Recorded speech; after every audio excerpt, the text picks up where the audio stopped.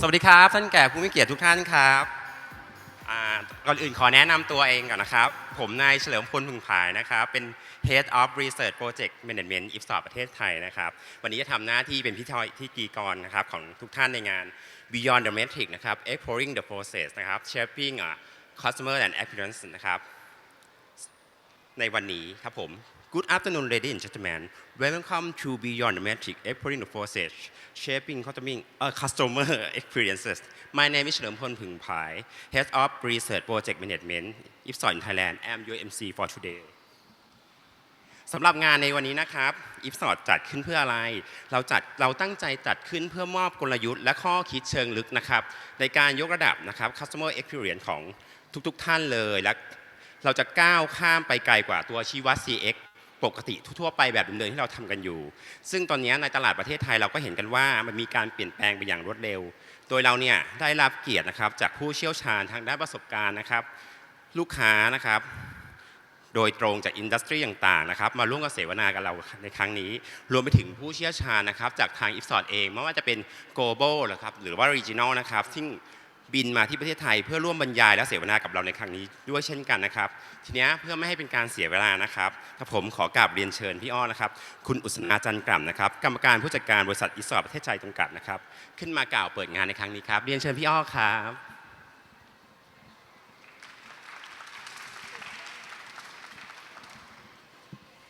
โอเคสวัสดีทุกท่านนะคะก่อนอื่นเลยเนี่ยต้องขอบพระคุณทุกท่านนะคะที่มาร่วมงานในวันนี้นะคะแฟนคลับแล้วก็อีกส่วนหนึ่งก็คือต้องขอบคุณ SCBX นะคะที่เป็นผู้อุปการะสถานที่ให้เราในวันนี้นะคะ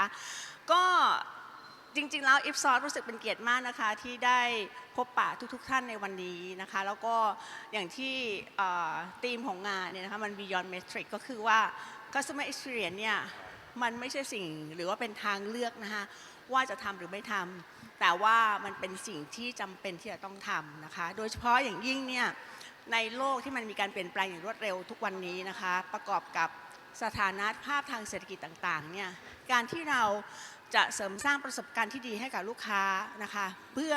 เป็นการสร้าง engagement ที่ดีนะคะที่เขา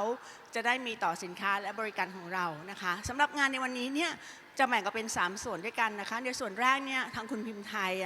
ก็จะนำเสนอนะคะข้อมูลที่เราทำเซอร์เวย์ไว้ในหลายประเทศนะคะแต่ทีเนี้ยเราจะมาคุยให้ฟังในความเป็นบริบทของประเทศไทยนะคะว่ามีอะไรบ้างแล้วในส่วนที่2เนี่ยจะเป็นเรื่องที่ทางคุณสเตฟานและเจสันเนี่ยจะมาแชร์ case study นะคะของ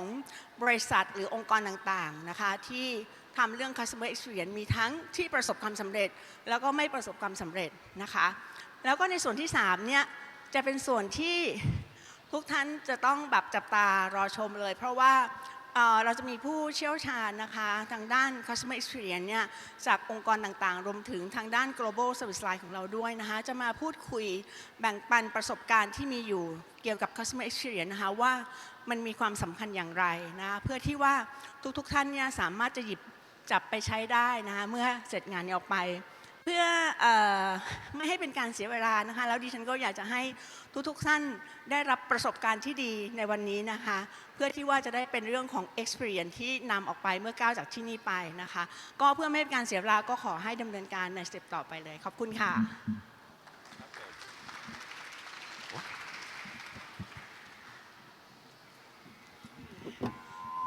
ฮัลโหล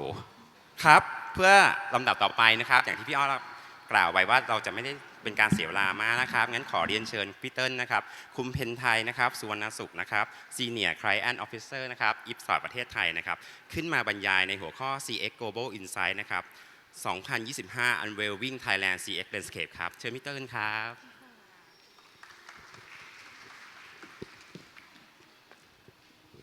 ขอบคุณนะคะและกราบสวัสดีทุกท่านด้วยนะคะเห็นหน้าคุ้นเคยกันบางท่านนะคะค่ะอย่างที่พี่อ้อได้กล่าวไว้นะคะว่าวันนี้นะคะเดี๋ยวเราจะเป็นการเปิดตัวเลยนะคะของ Syndicate Study ที่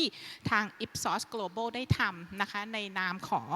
Ipsos CX Global Insights นะคะซึ่งเป็น syndicate study ที่ใหญ่ที่สุดนะคะที่ Ipsos ได้เริ่มมานะคะในปีนี้เป็นปีแรกเลยนะคะเราได้ cover นะคะ18 ประเทศด้วยกันนะคะทั้งหมด7 sector นะคะมี sector หลากหลายนะคะอันนี้สัมภาษณ์ผู้คนประมาณ700 กว่าท่านนะคะในแต่ละ sector ครอบคลุม leading brands นะคะในทุกๆ sector เลยนะคะคำถามที่เราถามเนี่ยก็ค่อนข้างที่จะ comprehensive มากมายนะคะไม่ว่าจะเป็นมีทั้ง NPS OSAT Service Quality ต่างๆนะคะรวมไปถึงในแง่ของ emotional relationship ที่ลูกค้าหรือผู้บริโภคมีต่อแบรนด์นั้นๆในแต่ละเซกเตอร์ด้วยกันนะคะก็ถือว่าค่อนข้างที่จะเป็น detail study ทีเดียวนะคะที่เราได้ launch ตัวนี้มานะคะแต่ทั้งนี้ทั้งนั้นนะคะก็โอกาสนี้อาจจะไม่ได้นำเสนอทุกๆ data point นะคะของแต่ละเซกเตอร์นะคะเพราะเดี๋ยวทุกท่านอาจจะหลับไปนะคะเพราะฉะนั้นก็เลยทางเราได้ดู data แล้วนะคะเราก็เลยขมวดมาเป็น3ธีมหลักด้วยกันนะคะที่เราอยากจะมานำเสนอให้กับท่านผู้ฟังณที่นี้นะคะธีมแรกเลยนะคะจะเป็นในแง่ของ back to basic นะคะก็คือรากฐานมั่นคงสู่ความยั่งยืนนะคะอันนี้เนี่ยจาก data ที่เราได้ดูเนี่ยหลายๆแบรนด์เนี่ยก็ยังจะ struggle อยู่ที่ back to basic อยู่ตรงนี้นะคะเดี๋ยวเรามาดูกันว่า struggle ตรงไหนนะคะอย่างที่2จะเป็นในแง่ของ bring in empathy นะคะผสานความรู้สึกสร้างความผูกพันผ่านเทคโนโลยีนะคะเชื่อว่า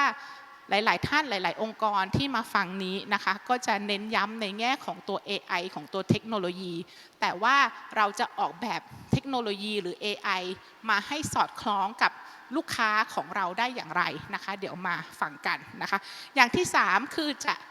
สำคัญมากนะคะ be different กล้าที่จะแตกต่างเดี๋ยวจะมีเคสของ successful brands นะคะว่าแตกต่างอย่างไร challenge status quo สำคัญแค่ไหนนะคะอันนี้เดี๋ยวมาดูกันก่อนที่เติ้ลจะนำสู่ back to basics นะคะหรือเริ่ม presentation อันนี้อยากให้ทุกท่านเนี่ยคิดถึงแบรนด์ที่เรารักหรือว่าแบรนด์ที่เราชอบอาจจะเป็นองค์กรที่เราทำอยู่ก็ได้นะคะคิดถึงอันนั้นแล้วอยากให้ถามตัวเองว่าทำไมถึงชอบแบรนด์นั้น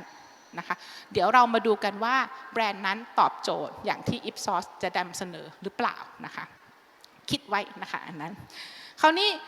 มาดูภาพรวมนะคะภาพรวมของเราเนี่ยเมื่อเราถามผู้บริโภคไทยนะคะว่าเฮ้ยคิดถึงประสบการณ์โดยรวมแล้วเนี่ยที่คุณมีต่อแบรนด์เนี่ยไม่ว่าจะแบรนด์ไหนไม่ว่าจะประสบการณ์อย่างไรเนี่ยคุณมี positive หรือ negative experience ตรงนี้นะคะก็เป็นที่น่าภูมิใจนะคะที่3% เลยทีเดียวนะคะที่บอกว่าฉันก็มีประสบการณ์ที่ดีนะมีแค่ 15% เท่านั้นเองนะคะที่บอกว่ามีประสบการณ์ไม่ดีนะคะจำไปจนวันตายไม่ใช้แบรนด์นี้อีกเลยนะคะเราก็เลยไปดูว่าแล้วปัจจัยอะไรนะคะที่มันทำให้เป็นประสบการณ์ที่ดีสำหรับคอน sumer นะคะเป็นการ validate finding ของเรานิดนึงโดยที่เราเดินถามผู้คนตามท้องถนนว่าถ้าคุณคิดถึงในแง่ของประสบการณ์นะคะอะไรทำให้คุณประทับใจอะไรทำให้คุณไม่ประทับใจนะคะเดี๋ยวมาดูกันว่าจะเป็นอย่างที่เราคิดหรือเปล่านะคะใส่ใจแนะนำดีค่ะแล้วก็เป็นกันเองค่ะเขาให้คำแนะนำดีมาก I think that they must understand the customer and don't only listen. They have to help you in a kind way and don't stress you like เรื่องของการบริการเป็นสิ่งที่สำคัญที่สุดแล้วก็วัตถุดิบก็ต้องดีต้องหลายๆอย่างรวมกันใช่ทั้งบริการทั้งราคาทั้งสินค้าเราด้วยใช่ค่ะต้องมีคุณภาพด้วยถ้าเขามีมารยาทมีความใจดีกับเรามีความเป็นเฟรนลี่กับเราอ่ะอันนี้มันสามารถเปิดใจแล้วเปิดกระเป๋าตังค์เราได้ด้วย Oh, a few years ago, there was a customer service representative that worked for a car rental company, and they weren't very helpful, and they pretty much raised their voice and got very nasty. And they have a rather interesting motto, that brand, number one in customer service. That is absolutely false, in my opinion. ก็คือเคยสั่งของทางออนไลน์อะค่ะเราได้ของไม่ครบคือแบบบางครั้งที่แบบเวลาหนูถามอะไรไปเขาก็ไม่ค่อยอยากจะตอบเท่าไหร่ค่ะหนูก็เลยเลือกที่จะไม่ซื้อดีกว่าแล้วก็ไปหาดูร้านอื่น They didn't help me. They like ignored me. But yeah, I've never returned there. นะคะก็ยุคที่ทุกคนอยากจะไป AI นะคะแต่สิ่งที่เราเห็นนะคะว่าสำคัญที่สุดในการที่จะ make or break customer experience เนี่ยคือคนนั่นเองนะคะพนักงานใส่ใจลูกค้าไหมพนักงานสามารถตอบคำถามลูกค้าได้หรือเปล่าอันนี้นะคะจะเป็นthe most important element เลยนะคะตรงนี้รองลงมานะคะที่เราเห็นนะคะก็คือว่ามีคนพูดถึงในแง่ของคุณภาพของสินค้าคุณภาพของเซอร์วิสอันนี้ที่เขาจะได้รับนะคะปิดท้ายด้วยที่พนักงานอีกเหมือนกันนะคะว่าเขาสามารถที่จะช่วยเราได้ไหมเมื่อเรามีปัญหาตรงนี้นะคะฉะนั้นเห็นเลยว่า3 key element หลักๆเนี่ย2 key element ก็คือคนเข้าไปแล้วนะคะคนเพราะฉะนั้นจะมีสำคัญอย่างมากในการที่จะทำให้ customer experience นี้ดับหรือรุ่งนะคะอันนั้นถ้าพูดในภาษาแบบนี้นะคะของพวกนี้นะคะไม่ว่าจะเป็นในแง่ของตัว customer ไม่ว่าจะเป็นในแง่ของตัว employee ไม่ว่าจะเป็นในแง่ของ omni channel seamless experience นะคะ personalization หรือแม้แต่ ESG เองเนี่ยเราเรียกว่าเป็น experience factor นะคะที่มีผลต่อการสร้างความประทับใจหรือว่า customer satisfaction ของลูกค้านะคะคราวนี้เนี่ยในแง่ของตัวexperience factor หรือว่าตัว service quality ต่างๆอันนี้นะคะก็มีผลในระดับหนึ่งนะคะซึ่งถ้าสมมติว่าแบรนด์หนึ่งนั้นสามารถทำได้ดีก็สามารถที่จะรับประกันได้นะคะว่าลูกค้าก็จะเดินจากไปอย่างแฮปปี้ได้เหมือนกันนะคะแต่ไม่ได้เป็นสิ่งเดียวเท่านั้นที่จะมัดใจลูกค้าได้หรือถ้าพูดในอีกแง่หนึ่งก็คือว่าถ้าสมมติทำพวกนี้ได้ดีเนี่ยไม่ได้เป็นการการันตีว่าคุณจะสร้างความผูกพันสำหรับลูกค้าได้นะคะเพราะความผูกพันนะคะมันจะมาจาก emotional ด้วยเหมือนกันนะคะคราวนี้เนี่ยเราจะวัดในแง่ของ emotional relationship ในส่วนของ customer experience ได้อย่างไรนะคะบางท่านที่มาฟังอยู่ณตอนนี้เนี่ยอาจจะคิดว่าแล้วทำไมฝั่ง customer experience มาเกี่ยวอะไรกับ brand loyalty ฝั่ง customer experience มาเกี่ยวอะไรกับ emotional relationship มันน่าจะเป็นแบรนด์ทีมหรือเปล่าที่สร้างตรงนี้นะคะสมัยก่อนเนี่ยอาจจะใช่เพราะว่าในแง่ของ touch point หรือช่องทางที่ลูกค้าจะ interact กับแบรนด์เนี่ยมันค่อนข้างจำกัดนะคะแต่ว่าณตอนนี้เนี่ยมันมี touch point หลายมากมายมีสื่อหลายมากมายลูกค้าสามารถที่จะ interact กับแบรนด์เนี่ยได้24ชั่วโมงเลยตั้งใจหรือไม่ตั้งใจก็ตามนะคะเพราะฉะนั้นมันก็เลยกลายเป็นว่าไม่ใช่แค่แบรนด์ building team อย่างเดียวแล้วที่จะมาสามารถ build customer loyalty ได้แต่ว่าจะเป็นในแง่ของ customer experience ด้วยเหมือนกันนะคะถ้าเราลองคิดนะคะว่าฉันรักแบรนด์นี้มากเลยนะเก็บตังมาประมาณ 2-3 ปีเพื่อที่จะซื้อของแบรนด์นี้เข้าไปในสตอร์พนักงานหน้าตาไม่ยิ้มแย้มพนักงานไม่ดีความรู้สึกของเราก็คือผิดหวังแล้วก็อาจจะไม่ซื้อแบรนด์นี้อีก perception ก็อาจจะเปลี่ยนไปในขณะที่เข้าไปในร้านค้าบางร้านค้าไม่ได้มี perception อะไรกับแบรนด์นี้เลยแต่พนักงานต้อนรับดีปรากฏว่าคุณภาพสินค้าก็ดีเหมือนกันก็สามารถที่จะ convert ลูกค้าให้เป็น loyalty ได้เหมือนกันนะคะเพราะฉะนั้นตรงนี้ก็คือว่าทำไม customer experience เนี่ยมีผลสำคัญต่อในการสร้าง emotional attachment หรือ emotional relationship นะคะ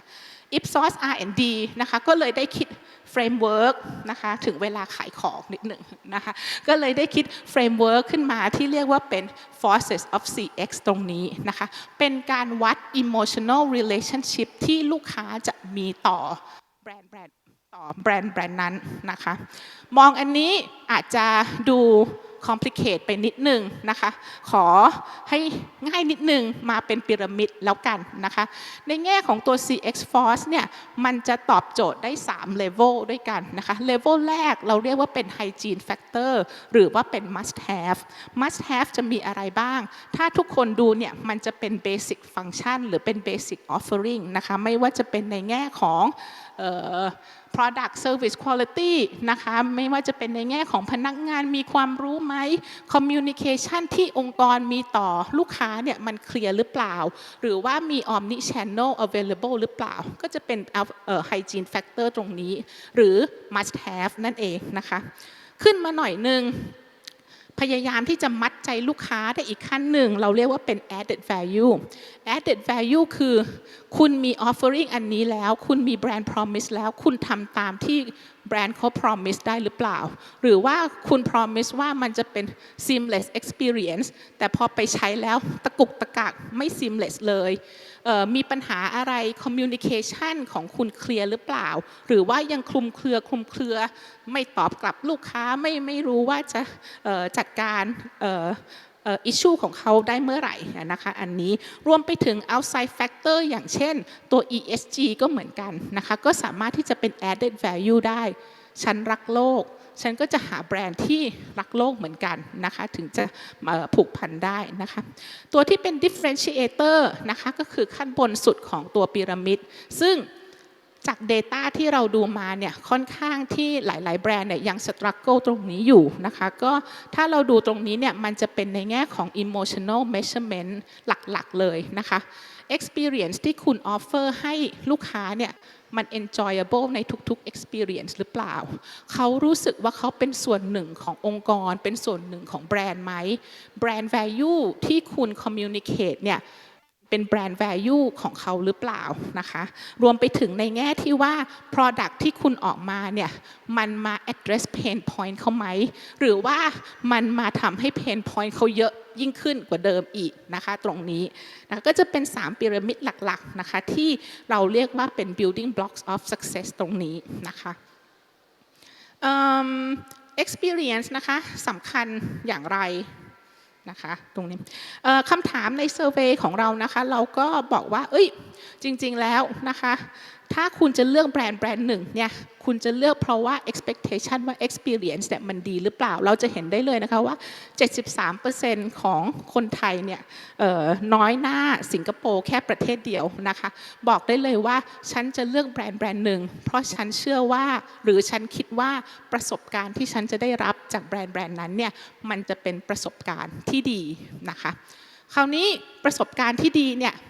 มันอาจจะรวมไปถึง past experience ก็ได้ว่าเคยใช้แล้วใช้ดีก็เลยจะใช้ต่อไปอีกหรือว่ามันอาจจะมีอีก outside factor หนึ่งก็คือจะเป็นในแง่ของ recommendation นั่นเองนะคะคนไทยนะคะส่วนใหญ่บอกว่าจะเลือกที่จะใช้แบรนด์หนึ่งหรือว่าคิดที่จะซื้อแบรนด์หนึ่งเนี่ยเพราะว่า recommendation หรือ word of mouth นะคะ global average อยู่ 56% นะคะคนไทย 86% บอกว่ามันมีผลอย่างมากเลยไม่ว่าจะเป็น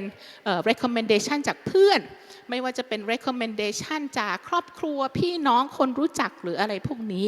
รวมไปถึงในแง่ของ recommendation จาก influencer ด้วยเหมือนกันนะคะอันนี้นี่เป็น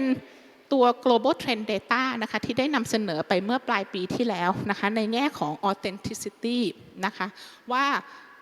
คนส่วนใหญ่โดยเฉพาะ Gen Z เนี่ย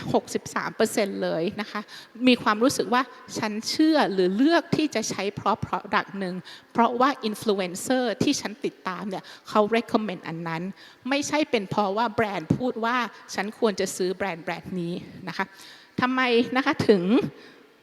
สูงขนาดนี้นะคะก็มันมาในยุคของที่ว่าคนต้องการความจริงใจนะคะความจริงใจจากองค์กรความจริงใจจากแบรนด์เพราะฉะนั้นเขาก็มองว่าอินฟลูเอนเซอร์ก็คือน่าจะเป็นคนธรรมดานั่นเองนะคะการที่เขา recommend อะไรบางอย่างเขามีความน่าเชื่อถือว่าเขาน่าจะใช้เองเขาน่าจะคิดแล้วว่ามันดีเขาก็เลยจะมาแนะนำตรงนี้นะคะมันก็เลยกลายมาเป็นว่ามี authenticity ของมันเองนะคะโคดนี้นะคะเอามาจากคนที่เราได้ไปเดินสัมภาษณ์มานะคะแล้วถามเรื่องว่า word of mouth เนี่ยมีความสำคัญไหมท่านนี้ก็บอกว่าจริงๆมีความสำคัญมากเพราะว่าในความคิดเห็นของเขาคือถ้าแบรนด์หนึ่งไม่ดีจริง product ไม่ดีจริงคงไม่จ้าง อินฟลูเอนเซอร์หรือคงไม่จ้างใครไปรีวิวให้แบรนด์นั้นแล้วเขาก็เชื่อว่าถ้ามันไม่ดีจริงเขาก็คงจะบอกว่าอันนี้แบรนด์นี้ไม่ดีไม่ต้องมาใช้แตกต่างจากดาราที่อาจจะเป็นพรีเซนเตอร์ให้แบรนด์นะคะตรงนี้อันนี้ก็จะเป็นพาร์ทแรกของเรานะคะที่ back to basics นะคะอย่างที่การบ้านที่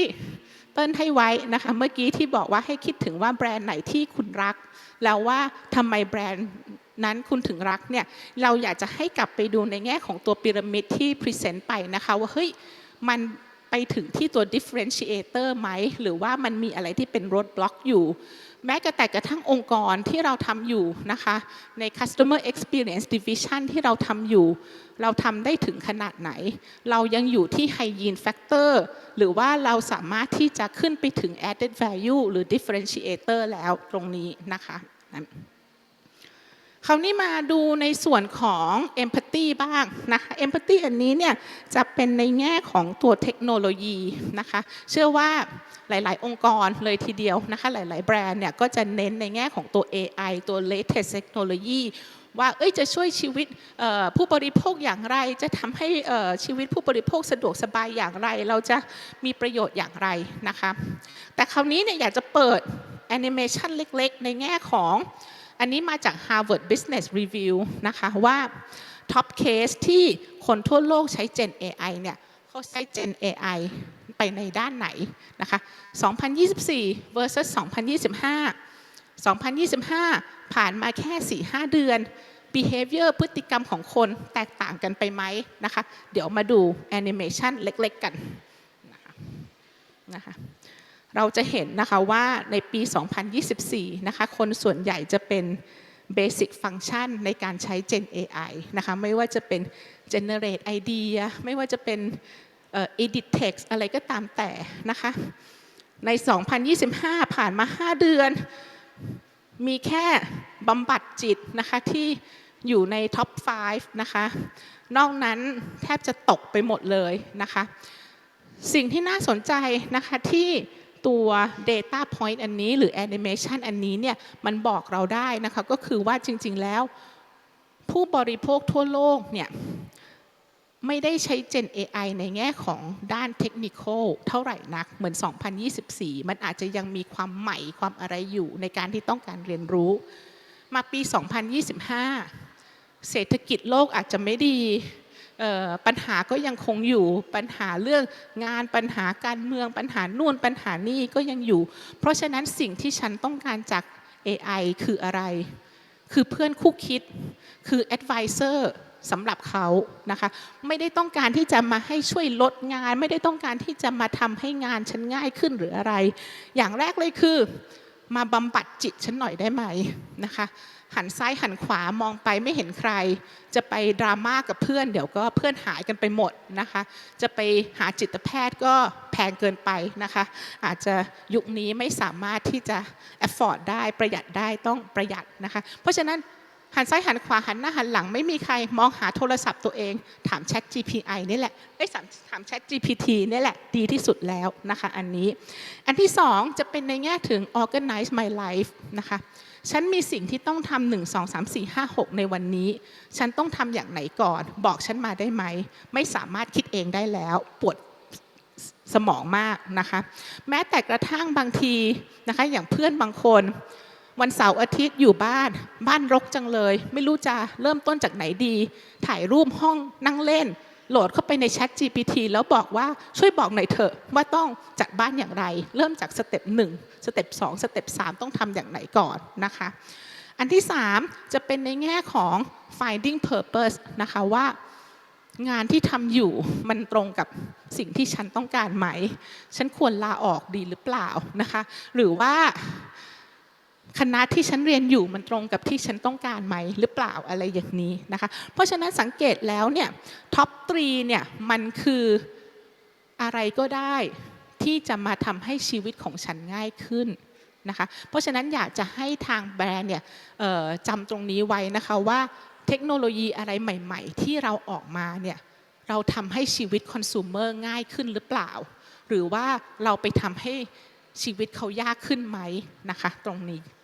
คราวนี้อันนี้ทั่วโลก บางคนอาจจะบอกว่าแล้วประเทศไทยล่ะ behavior ประเทศไทยคนไทยของเรานี่มันแตกต่างกันหรือเปล่านะคะเราก็เลยไปค้นหาข้อมูลมาว่าคำถามยอดฮิตที่คนไทยถาม ChatGPT คืออะไรนะมีใครอยากจะตอบไหมคะว่าคืออะไรที่เราคิดเชื่อว่าไอ้นั่นอยู่แล้วมีใครตอบไหมอะไรคะน้องนับขอหวยอันนี้ Ipsos เองหรือเปล่าคะที่ขอกันนะคะแต่ว่าไม่ต่างกันนะคะถ้าเราดูแล้วเชื่อว่าทุกคนคงต้องเคยใช้แต่อาจจะไม่อยากยอมรับเท่าไหร่นักนะคะคำถามที่ดูคือดูดวงนั่นเองนะคะเทอราปีของคนไทยเราไม่ต้องจิตแพทย์ค่ะหมอดูค่ะเท่านั้นเองจิตแพทย์หาไปนะคะเขามีแต่จะให้เราถามตัวเองเราถามนู่นเราถามนี่ท้ายสุดอาจจะไม่ได้ไกด์แดนซ์อะไรหมอดูนี่แหละดีที่สุดแล้วบอกมาด้วยว่าควรใส่สีอะไรทำบุญวัดไหนนะคะอันที่สองก็คือจะเป็นในแง่ของเลขเด็ดนะคะเลขท้ายสักนิดนึงนะคะเพราะฉะนั้นพอเราไปเสิร์ชใน Google เนี่ยเราก็จะเห็นได้เลยว่าคำถามยอดฮิตของ ChatGPT เนี่ย Google จะบอกเรามาเลยว่า1คือดูดวงขอโทษนะคะดูดวงโคตรแม่นเลยนะคะอันนี้นี่เป็นการเปลี่ยน behavior ของคนไทยได้เลยนะคะขอนอกเรื่องนิดหนึ่งนะคะว่ามีเพื่อนท่านหนึ่งนะคะไม่อยากโหลด ChatGPT ไม่อยากโหลด AI กลัว privacy กลัวนู่นกลัวนี่ไม่ฉันจะไม่เปิดเผยข้อมูลส่วนตัวอะไรให้อย่างนู้นอย่างนี้พอมีเพื่อนมาบอกว่าหุยเนี่ยดูดวงแม่นมากเลยนะพอไปทำบุญอันนี้ดวงเปลี่ยนปุ๊บเท่านั้นแหละโหลดแอปใส่วันเดือนปีเกิดตกฟากอะไรหมดเลยนะคะ privacy ฉันไม่สนใจแล้วนะคะอันนั้นมันมีผลกับเรามากผลกับจิตใจนะคะตรงนี้แต่จริงๆแล้วเนี่ยอยากจะให้มองลึกลงไปอีกนิดหนึ่งนะคะว่าเฮ้ยมันก็ไม่ต่างจากพฤติกรรมของคนทั่วโลกนะที่เขาต้องการหาใครสักคนหนึ่งมาช่วยจัดการชีวิตเขานะคะมาช่วยทำให้ชีวิตเขาง่ายขึ้นมาช่วยทำให้ชีวิตเขาเป็นระเบียบขึ้นมาช่วยบอกทีเถิดว่าฉันควรทำอะไรบ้างในวันต่อวันนี้นะคะนั้นเพราะฉะนั้นเมื่อเราถามผู้บริโภคไปแล้วเนี่ย 65% เลยนะคะที่บอกว่าแน่นอนฉันเชื่อว่า AI เนี่ยจะมาทำให้ชีวิตฉันดีขึ้นนะคะไม่ว่าจะทำให้สามารถทำงานได้เร็วขึ้นหรืออะไรก็ตามแต่นะคะ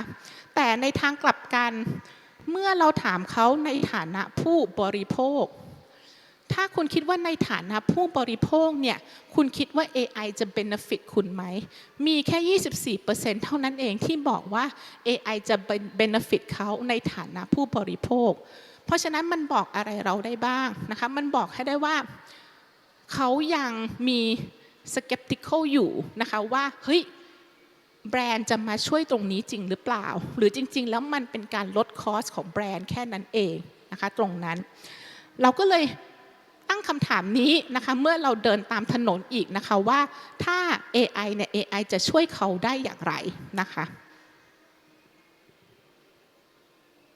ก็คือวัยอย่างพี่ก็ต้องเรียนรู้ AI ต้องเรียนรู้ทั้งชีวิตค่ะถ้าเกิดเรียนรู้ได้ก็เรียนรู้แต่ถ้าเรียนรู้ไม่ได้ก็เลิกเรียนแล้วก็ให้คนอื่นเรียนรู้ไป มันช่วยเรื่องในการแบบว่าหาสินค้าโปรดักที่เราแบบต้องการค่ะว่าแบบเราเหมาะกับสินค้าตัวไหนอะไรอย่างนี้ช่วยครับแต่ไม่ดีเท่าคนจริงจริงๆก็อยากคุยกับคนก็น่าจะมันจะสมบูรณ์แบบกว่าแต่ถ้าคุยกับโรบอทหรือคุยกับ AI อ่ะแล้วมันจัดการปัญหาเราได้ก็โอเคอยู่อะค่ะ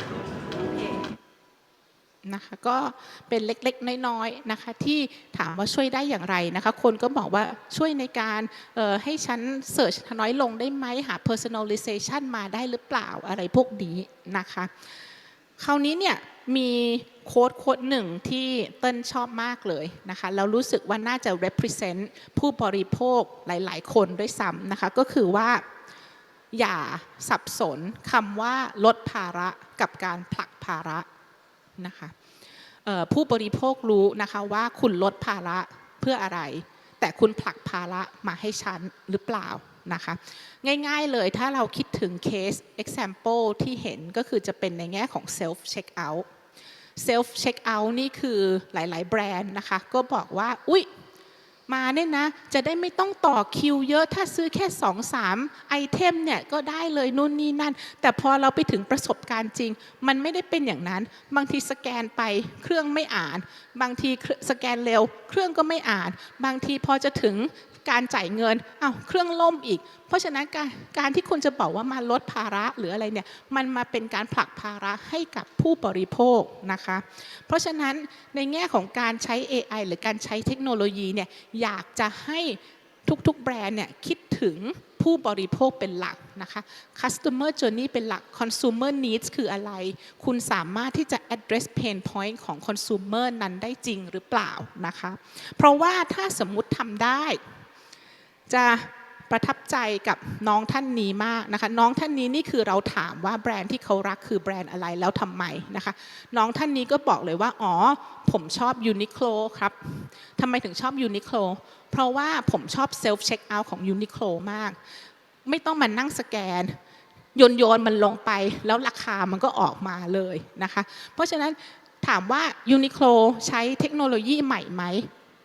Uniqlo ใช้เทคโนโลยี RFID ซึ่งไม่ใช่เทคโนโลยีใหม่คิดมาตั้งแต่สงครามโลกครั้งที่2แล้วแต่ว่าเขานำมาใช้อันนี้เพื่อที่เขาจะมา address pain point ของลูกค้าอย่างจริงๆนะคะแล้วเมื่อเขาทำได้จริงๆมันก็เลยจะเป็นการผูกมัดลูกค้าท่านนี้เป็นการสร้างความประทับใจ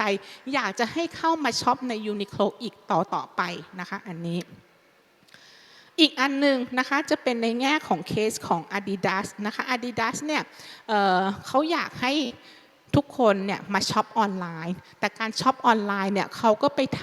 ำqualitative ของเขามานะคะว่าเฮ้ยบางทีเนี่ยมันต้องเสิร์ชหาเยอะแยะไปหมดกว่าที่จะได้สิ่งที่ต้องการบางทีก็ออกจากเว็บไซต์ไปแล้วไม่ต้องการซื้ออะไรแล้วเขาก็เลยคิดแบบใหม่มานะคะว่าเราจะทำยังไงให้มันสนุกยิ่งขึ้นให้คนอยู่ต่อในนั้น Bridging the gap between digital and physical worlds, creating genuine cultural relevance for Osworld's new launch. Supercharging its global experience in Belgium amongst 15 to 35-year-olds. Creating a virtuous circle based on 3 pillars. อันนี้เป็นคลิปเล็กๆนะคะแต่ว่าใจความหลักก็คือว่าเขาสร้างมันมาเป็น gamification นะคะเขาสร้างมันบอกว่าถ้าคุณมี metaverse คุณมีอวตารเนี่ยคุณสามารถดูได้เลยนะคะว่า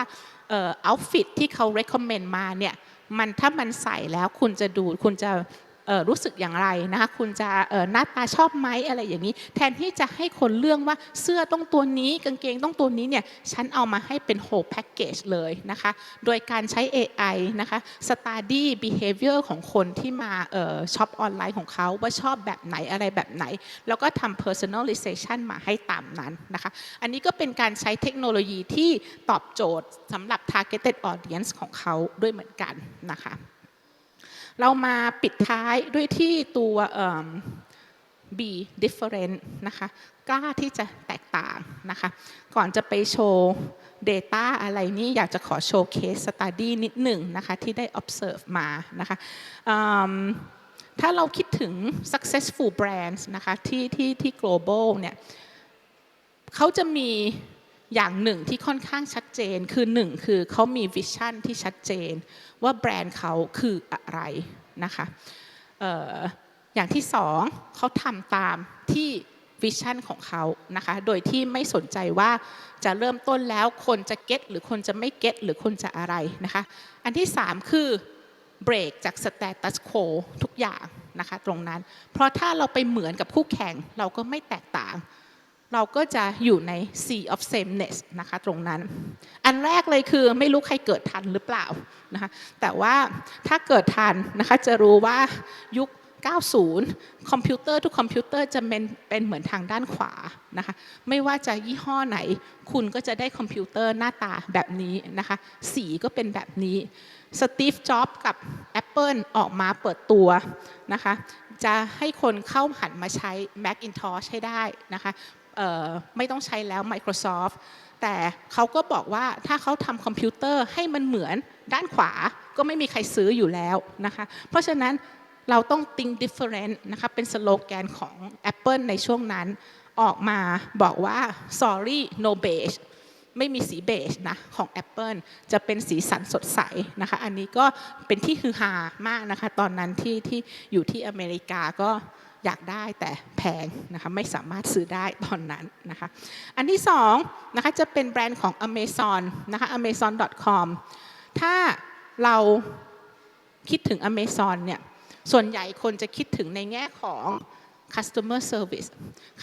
service เนี่ยเขาชูว่าเขาอันดับ1เลยนะคะแล้วก็เป็นคล้ายๆกับเป็นมอตโต้ของหรือสโลแกนของคอมพานีเขาด้วยนะคะว่า relentlessly advocate for customers นะคะ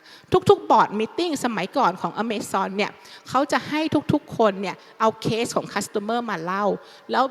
ถามกันเองว่าจะสามารถ improve ได้อย่างไรตรงนั้น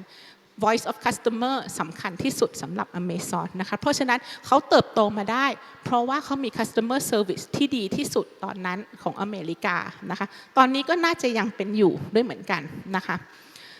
อีกแบรนด์หนึ่งเป็นแบรนด์ส่วนตัวที่ชอบเป็นพิเศษนะคะอาจจะไม่ได้เป็นแบรนด์ที่ใหญ่เหมือน Apple หรือว่า Amazon แต่ว่าเป็นแบรนด์ที่ชื่อ Patagoniaไม่แน่ใจว่าใครรู้จักบ้างนะคะแต่เป็นแบรนด์ outdoor นะคะอาจจะคล้ายๆกับ North Face นะคะแต่ว่า Patagonia เนี่ยตั้งขึ้นมาเพราะว่าคนชอบ hiking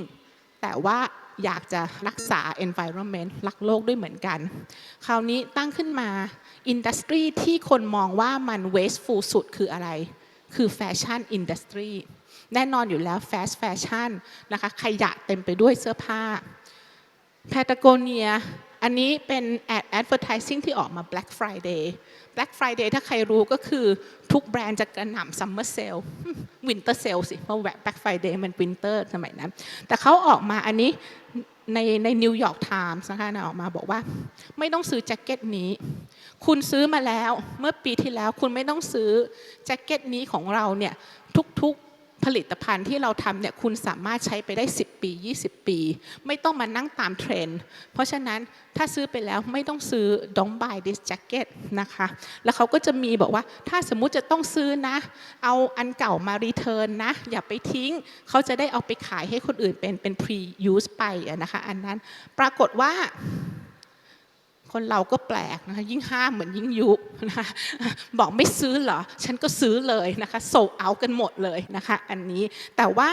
ที่เอามาไฮไลท์เนี่ยก็คือว่าเขาเป็นแบรนด์ที่มี conviction มี value อย่างชัดเจนว่าถ้าคุณรักโลกคุณใส่ใจโลกนะคะคุณซื้อแบรนด์เราเนี่ย profit ของเราเงินของเราเนี่ยมันจะกลับคืนสู่ local community มันจะกลับคืนสู่เกษตรกรที่เขาปลูกผ้าฝ้ายมันจะกลับคืนสู่สิ่งที่ทำให้โลกของเราเนี่ยจะยั่งยืนอยู่นานมันอาจจะไม่ใช่เป็นแบรนด์ใหญ่แต่ว่าเป็นแบรนด์ที่มี following ที่มี share of wallet เยอะที่สุดนะคะก็คือว่าอยู่ได้เพราะ following ของเขานั่นเองนะอันนี้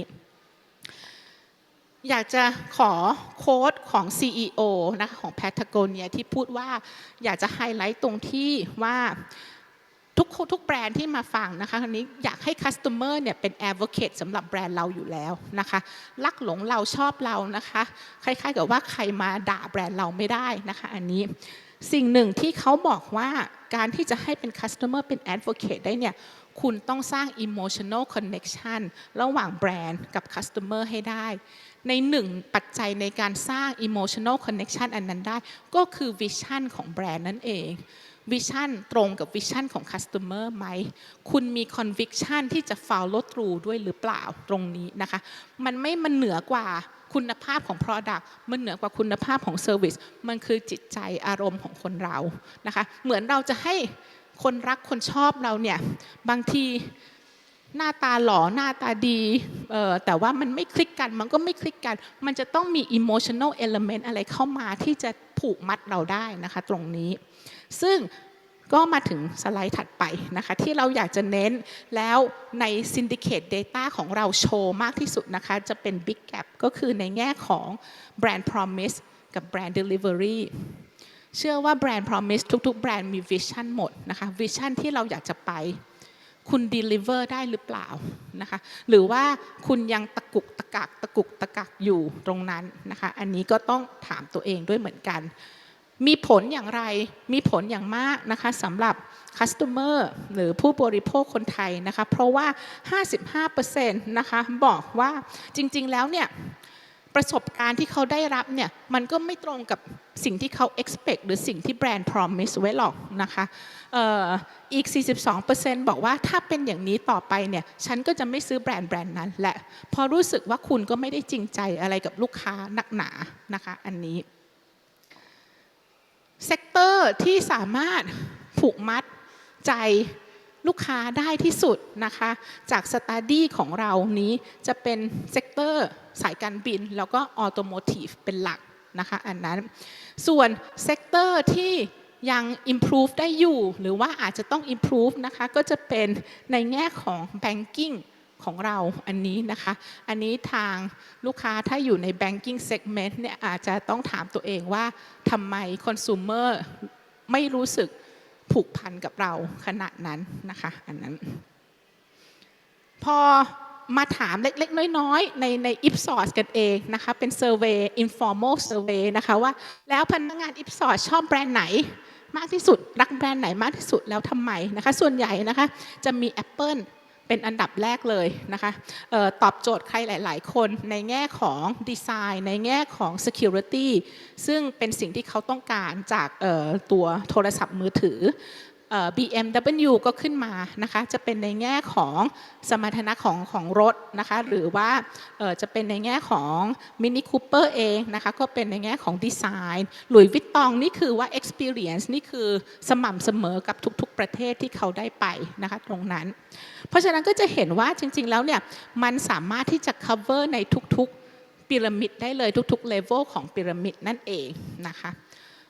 ขอปิดท้ายด้วยที่ถ้าเราอยากจะ build emotional connection กับผู้บริโภคเนี่ย3 element หลักที่เราจะต้อง build คืออะไรนะคะ 1. คุณต้องสร้างทุกๆ experience เนี่ยให้เป็น enjoyable experience ดีไม่พอต้องให้ลูกค้ารู้สึกยิ้มแย้มกลับไปประทับใจอยากกลับมาอีกนะคะในครั้งต่อๆไป 2. อันนี้นี่อาจจะเป็นในแง่ของ AI ด้วยเหมือนกันนะคะว่าคุณสร้าง Product ออกมาเนี่ยคุณเข้าใจ Situation ฉันไหมคุณคิดว่าฉัน need อันนี้หรือเปล่านะคะมันก็กลับไปสู่ที่ว่าเราต้องรู้ใจ Customer ของเราว่า Customer ของเราเนี่ยต้องการอะไรนะคะมี Pain Point ตรงไหนบ้างเราก็ปิดท้ายด้วยที่ทุกๆ Experience เนี่ยต้อง tailor กับ personal needs ของเขานะคะอันนี้ก็เหมือนกันนะคะต้องรู้ว่า customer เราต้องการอะไรนะคะถึงจะ design journey ออกมาได้นะคะปิดท้ายนะคะหมดเวลาแล้วนะคะคืออยากจะให้เป็น key point 3 หลักนะคะ1คือการที่เราจะสร้าง emotional attachment ได้เนี่ยเราต้อง deliver what we promise to customers นะคะอย่างที่บอกว่าความจริงใจเป็นสิ่งสำคัญนะคะยิ่งยุคสมัยนี้สำหรับ Gen Z เนี่ยความจริงใจเนี่ยสำคัญที่สุดนะคะเขารู้ว่าคุณลดภาระหรือผลักภาระไปให้เขารู้ว่าสิ่งที่คุณ promise ไว้แต่คุณไม่ deliver ครั้งหน้าฉันจะไม่มาใช้อีกนะคะอันที่2นะคะอยากให้คิดว่าทุกๆ customer experience นะคะคือ customer journey นะคะ customer experience ไม่ใช่แค่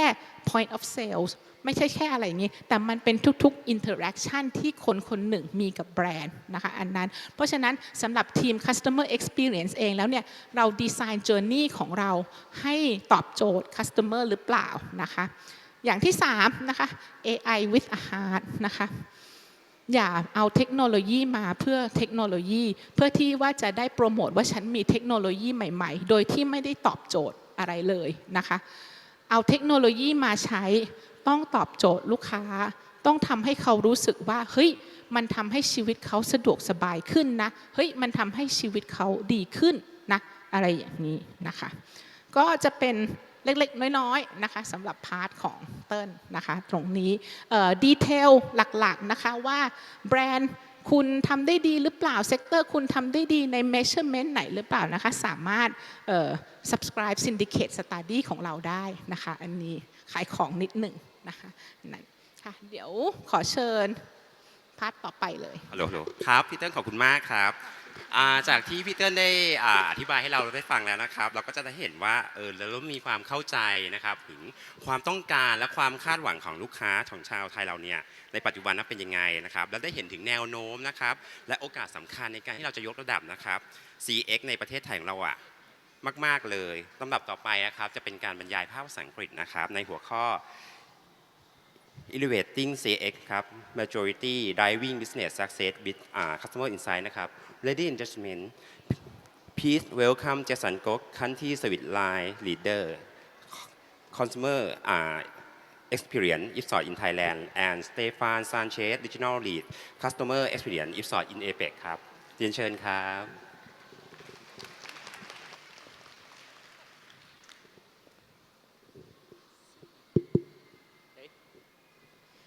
Thanks, Pek, and thanks, Pimtai. Some really great insights there about the CX environment in Thailand. If you think about the 3 Bs that Pimtai was talking about, it's core for all organizations to go back to basics and deliver the pure functionality of what we promise as a brand, right? Secondly, it's about bringing the human touch through the emotions and element of empathy through that experience, not only to differentiate, but like really build deeper relationships with your customers. And thirdly, when we think about technology and Gen AI, it's pretty mad that a lot of Thai people are really embracing it. And I think a lot of this has been driven by a very fast-paced digital transformation that we've gone through since 2020. So whatever it is, it's, as a business, it's about pushing through the barriers of effort so that we can optimize our operations. But don't forget that it has to meet an intrinsic need amongst customers, and that's about making it convenient and easy for them, right? Some fun elements as well. But anyway, if you think about those points, and I kind of come back now, if you look at it from the pendulum of the other side, now as service providers and brands, why is positive CX outcome important, right? We've heard over 80% of Thais are influenced on a usage of brand based on recommendations. So word of mouth, whether through friends, perceptions of what that experience might be, or a past experience of the product and service is really important. And as businesses, getting word of mouth helps build acquisition, as we've seen that's very prevalent in Thailand, right? That is free acquisition to help our growth strategies as organizations and brands. So that's one key thing to kind of think about that will come through positive outcomes from CX. Secondly, once you build that deep emotional connection with customers, it strengthens your retention strategy with your customer base. Customers who love the experience, who love the brand, technically are more forgiving in terms of mistakes that we occasionally do as service providers. But because of that emotional strength and depth, that helps with us building that customer base. And if you think about the current macroeconomics of the economy right now, retention is really key to ensuring that we continue to operate successfully. Now, through all of that, the success of CX essentially is through operational efficiencies as well, okay? So thinking of all these 3 big benefits, it's a continuous loop of growth, of sustainability, and of business success. Now, a lot of organizations out there have great brand programs where they really deliver on the brand strategy, the messaging is on cue, and we ensure that our products deliver it right, yeah? They also have strong customer programs where they strengthen relationships with customers through service interactions, right? Helping them through the different omni-channels that customers can experience the brands. And in addition to that, have really strong product offerings and product programs. Now, what you may or may not know, a lot of organizations have all these strong programs all run independently. So running as silos, right? So it may be a great customer program or a great brand program or a great R&D program. But imagine the value that you can further gain if everyone operates within a single ecosystem, an insights ecosystem, that is fundamentally founded by what customers are saying, okay? So if we think about that, how do mature CX organizations do this really well, okay? There's essentially kind of 6 key factors I'd like you to think about here. There's always a bottom-up, top-down engagement. So we think about it from a leadership perspective. Leaderships drive the strategy, drive the vision, but leave it to the bottom up to plan on the activation strategy and then execute. You kind of bring both the ecosystems of top down together, right? This is what mature CX organizations do. Now, there's also this part about knowing the customer journey. Now, not like in the fact of research where we kind of understand what their path of purchase is, so on and so forth, but it's essentially understanding each point that customers have interactions with us. What does that actually mean? How are they going through that experience, right? This is essentially the point of customer centricity, knowing what your customers are going through with you. Third point here is closing the loop. And as CS practitioners, we always think about closing the loop as an act of service recovery. We get some bad feedback from a customer, we call them back, we resolve it, make them happy, and that's great, right? But successful, mature CX organizations close the loop by further deep diving into the root cause of what that problem is, fixing processes internally, creating new processes to ensure that the outer loop of what customers are going to experience in the future is founded based off their feedback, right? So it's not just about calling a customer back after a bad NPS score, okay? Another element of this is understanding the financial value. Regardless of how big or small an incremental project that we're delivering internally to serve our customers, we have to realize that there is going to be true financial value out of that, right? It's not about the big dollars of a big launch of a product or the change of digital transformation to keep all omnichannels supported by technology. These are big ticket items for any organization to invest on. But there are also small ticket items that we do, like training for our people so that they can better understand how to interact with customers, to have more empathy in that interaction. Small ticket items that actually also make big impact with customers and how they perceive us. It's important to acknowledge that as well, okay? Fifth, everything comes from people. We'll talk about this in a little bit more detail, right? But without people working together, collaborating, and delivering against that vision and that mission, there'll be no experience to be set, right? Products are delivered because of people. Services and interactions happen because of people. So that coin of the employee experience and their voice to influence what organizations should be doing in order to improve CX needs to be part of that philosophy of being a mature CX organization. And lastly, developing a living roadmap. You know, as business people, we're always involved in creating a 3-year plan, a 5-year plan. We pivot when we need to. We react to macroeconomics. We react to what's going on out in the environment, right? The same focus has to be put in place when we think about customers, okay? We've gone through a digital transformation. We've got an omni-channel option right now. What's next? That has to pivot to how customers want to be interacting with us and experiencing our brands. A good example that Pim Tai took us through earlier on was around Gen AI and the use of technology as an example, right? Make it fun for people because that differentiates your brand. But if you can't deliver the core basics of convenience and ease, all that's out the window, right? So make sure these 6 kind of key pillars of successful mature CX organizations are kind of, we live it and we breathe it, okay? Cool. So elements to setting up an effective foundation, right? We need to think about having a customer-centric vision. So there are 4 key points here around the vision, the mission, right, the strategy, and the governance. Now, sometimes we think about governance as protocols and instructions and processes that we have to follow. That is true, but if we set those governance process steps in line with the mission and the vision that we want to try and achieve, that will foster and encourage better use and collaboration across all organizations. Why do I say that? Because it sets a clear objective that everyone will be held responsible and accountable to. Otherwise, you set a great, fantastic program in place, hoping people will use it, but without clear governance, no one will actually use it, right? How do we embed governance through an insights ecosystem program? Think about NPS as a measure of customer advocacy, right? Satisfaction as a measure of overall experience. These key metrics of how we measure how customers are feeling about us should be very visible across every business unit meeting we're having, whether it's a reporting at the end of the month of how we're performing as a business, or whether it's a quarterly strategy planning, or whether it's part of a business improvement process. Always have those objectives in place, because then everyone knows what they all have to aim for together, right? So having a clear vision, a shared mutual objective, and a clear strategy to execute from bottom up and led by top down is important. We've kind of spoke about people earlier on, right? So engagement factors that will influence a positive cultural change. Why do I say cultural change? Because again, everything starts from people. So when we talk about people in this case, it's not just about our employees, it's not just about our customers, it's about people as a whole. So some key factors of success that will get you up as you set up a program is essentially to have a shared branding that is recognized across the customer as well as internally. Another key thing here around, we've talked about democratization of data for many, many years right now, giving people access to information, right? But how have we actually behaved in a way as people to democratize what we do. Now, if that information that's been given to everybody is not used together with everybody, you are still stuck as working in silos. So that's a key important element to ensure that you have in place, right? Like many things, everyone needs to be motivated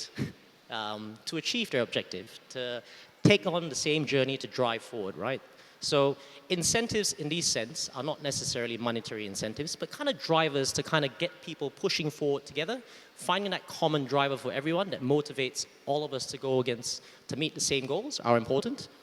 And lastly, you kind of think about it, having data and people working together, we also have to enable our people with the right tools, right? The right training. Give them the knowledge and the information that they need in order to empower them to work with that set of data, to work with that set of information, to work on projects across functions. Otherwise, again, it's very nice, big, shiny toys that end up being unused, and you then can't prove out the ROI of your program, okay? Finally, on the point of execution, right? Execution through meaningful collaboration. So what does that mean? Think about the 4 key pillars of customer insights, right? We listen to what our customers say in order to understand what's going on, okay? We learn through those insights by deep diving into information, okay? And then we engage through the entire community internally as well as with the market on what we want to do next, right? Embedding that change and activating in market is the final hurdle. And it's this continuous loop of continuous improvement, right? These are the kind of 4 key pillars that everyone should always be kind of mindful of when setting up to do projects, whether it's a customer project or an internal project, right? So having people utilizing feedback across teams on the same set of tools, cross-functional departments co-creating together, and having effective planning will ensure the success of projects, large or small, that we wish to execute. Now, I've kind of talked about the foundations of what we have to put in place in order to behave like a mature CX organization, right? But what does all this ultimately mean when we think about all the different functions and people we work with in order to send what we need out to market? It's kind of, a customer voice touches every part of your organization if you think about it, right? I'm again taking the CX practitioner view here, and I'm going to take the point of voice of customer NPS surveys. Typically, we ask customers whether they'll recommend us, why they've given us that rating. We ask for a rating for the overall experience and suggestions for further improvement, right? That piece of survey now tells you that, that piece of survey now enables you, aggregated through many, many people, a monitor of how your customers are experiencing you, right? That same piece of feedback also tells you what pain points your customers are experiencing with you, what are the barriers for them to convert, as an example, if you're going through a process of conversion, so on and so forth. Now, we've now touched market intelligence as well as market planning from that same survey. And you think about the third point, feedback also tells us how we're performing in market in terms of a brand. So these 3 components are actually pieces of projects or objectives within an organization across 3 teams. But that same feedback supports and informs the functions of those 3 teams, right? This is the intelligence side of it. If you think about the planning cycle of things, right? How is the business performing based off that feedback? We can see how our financial performances are, and we know why certain things are happening outside of macroeconomics, and sometimes it's because we're delivering bad products, we're delivering bad services, right? Now that now feeds into the finance function of the organization. Again, from that same piece of survey, it's now feeding into a 4th department in the organization. Most organizations have a strategy and planning team. As you build your 3-year plan and you pivot across, you have a function that supports the strategy of the organization. Again, that same survey is feeding back into what that strategy team needs in order to put a plan to activate going forward, right? Coming back to people, if we want to apply change, we need to understand what changes have to be made from a learning and development perspective, from a HR perspective, and how we communicate with customers outside, delivered by our customers. Again, that one survey informs into that function as well. So if you think about what that one survey has now done, it's feeding into 6 different parts of your organization. And you think about the execution side of things of product planning from an automotive perspective. You get feedback from customers who've just bought a car. Nothing to do with satisfaction, nothing to do with advocacy, but it's feedback about their experience of a car they've just bought, right? Does the windows work? Does the technology work? So on and so forth. Again, feeding into product and development, so on and so on and so on. This is the gold mine of having a single source of truth within an insights ecosystem coming off CX feedback. So reflect on how we are currently operating in our organizations. How are we using that feedback from customers, whether it's surveys, whether it's passive feedback from social listening, or just generally what you're hearing from customers as a whole? How are we, as separate independent organizations, using that? Are we leveraging that information to create a single source of truth through an insights ecosystem? If not, those 6 key pillars to build a foundation for a program will be key to get you there. Now, a great example with DHL, they've been doing, they had a fantastic year in 23-24, right? And this was really down to how their organization behaves as a customer-centric organization. They understood that customers and their needs, the more they understood it, the more likely they are to support that need from customers to stay longer with them, right? So great year that they had after that in 23-24, but they wanted to evolve and elevate their program. What were the key initiatives that they had put in place? So there's a part around senior leadership buy-in that we spoke about earlier on, right? Having buy-in from the leadership and setting the tone. There's the point around the centralized insights ecosystem. Every feedback that comes back from customers after a service or an experience through the product is acknowledged by someone within the DHL business with the customer, which is then followed up with, how can we do this better? That information is then further fed down in a logistics company to the logistics department, to the distribution department, so on and so forth, right? But everyone's using that same piece of feedback to improve their processes, okay? They had these target-driven approaches where there was meaningful objectives set that everyone could understand, okay? There was also the closed-loop feedback system that they put in place, which I just kind of articulated over there. But kind of the key thing to help them broaden the use of information across the organization was customer workshops. The first year after they had elevated and evolved their program, they ran about 40 to 50 business workshops within their organization, right? That's a lot of workshops to run, okay? It's a lot of time to take away from your day, but the impact it then had on the organization was happier customers. If you think about what DHL does as a business, a lot of what they do is mainly from a B2B perspective, if you like, right? It's about shipping out deliveries, so on and so forth. And that's pretty important, you know. It's a high volume work. Shops and sellers are promising that you'll get your delivery within 2 days. Who does that job? The likes of DHL, right? So that feedback helped through that. And how they ultimately rallied everyone around was essentially through a shared customer-centric culture. So everyone got a say on everything. They had champions in a customer-centric environment. They built teams of advocates and champions of the voice of customer. I'm not talking about NPS, just the voice of the customer, right? And they followed up with every customer even when they didn't have to. This kind of gives that experience from the brand that you actually do care when I have some feedback for you. Ultimately, they celebrated success. The CEOs would sit into the monthly forums and personally congratulate teams and functions and people who have done well, where they've seen the result perform, not just from a business perspective, but mainly from a customer perspective. Staff members who were given a great rating from a customer would get a call from the CEO.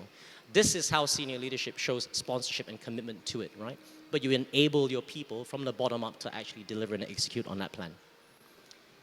I'm going to pass on to Stefan right now, who will share some examples from an airline and automotive perspective of how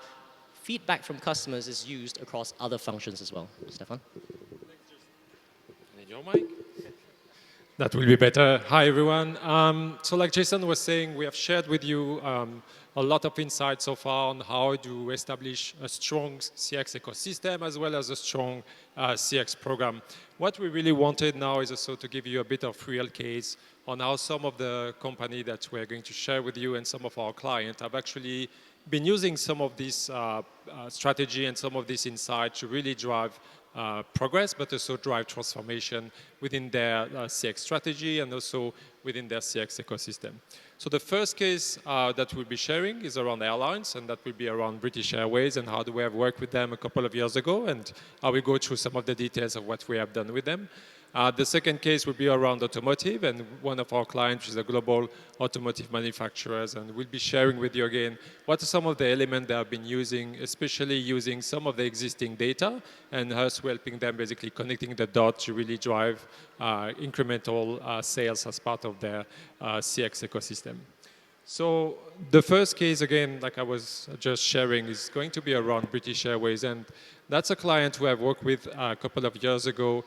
And it all started because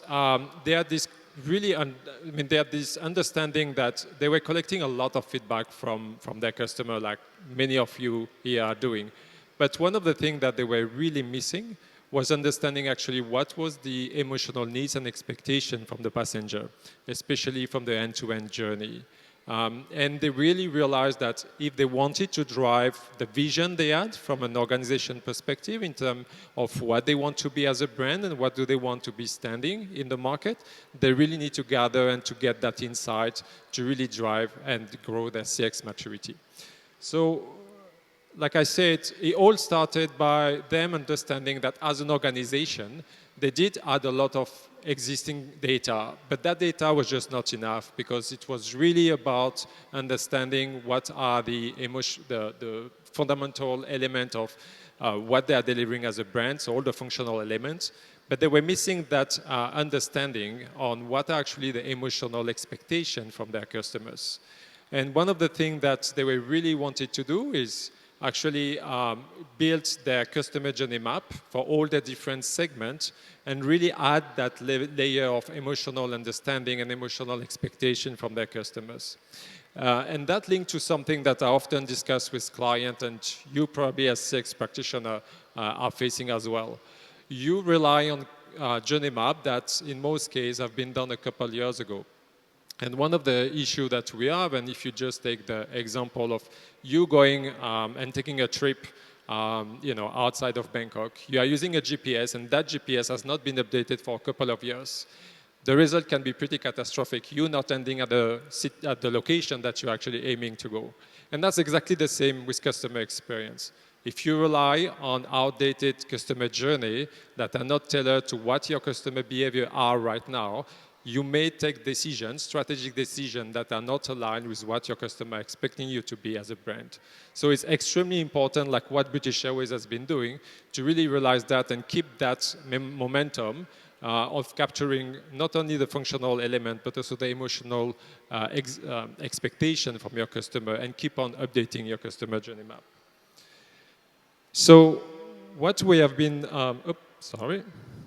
what we have been working on with this client is really to start with focusing on understanding what are the emotional expectations from their customer. So we basically focus on all the key segments as part of the customer database, and of course look at some very specific location, which was in this case India, UK, and US. We have therefore bring back all the insights within the organization, add them to connect the dots, and bring that piece of strategic insight, which was later on building up their new customer journey mapping. And that was extremely important for them because that was the art of all their CX strategy and the vision that they had for their organization. One of the key element also of the success for this project was that it relied on a very strong framework, which we call at Ipsos the CX Service Design Framework. And that framework helped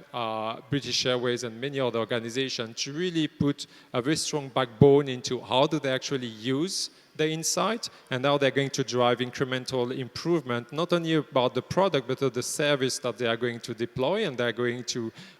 share with their customers. And that was something that Jason shared earlier, is you need to be really strong into how do you want to consistently use the data that you have and ensure that you have this process in place, which is consistently used by all your employees into how you are going to improve the experience, the service, and the product that you are going to deliver to them. As you can see here, the feedback from the client was really fantastic. One of the things that really struck me is that they have been using until now this that we have produced now for a few years, like I said. They have been using that as part of the core element for their strategy, and this still stands out. And like I said, they continuously evolve it and they refresh it to make sure that it's really up to date and is really delivering the insight that they need to increase and improve the performance of their brand. So in terms of the three key takeaways here, there is the number one, which is extremely important around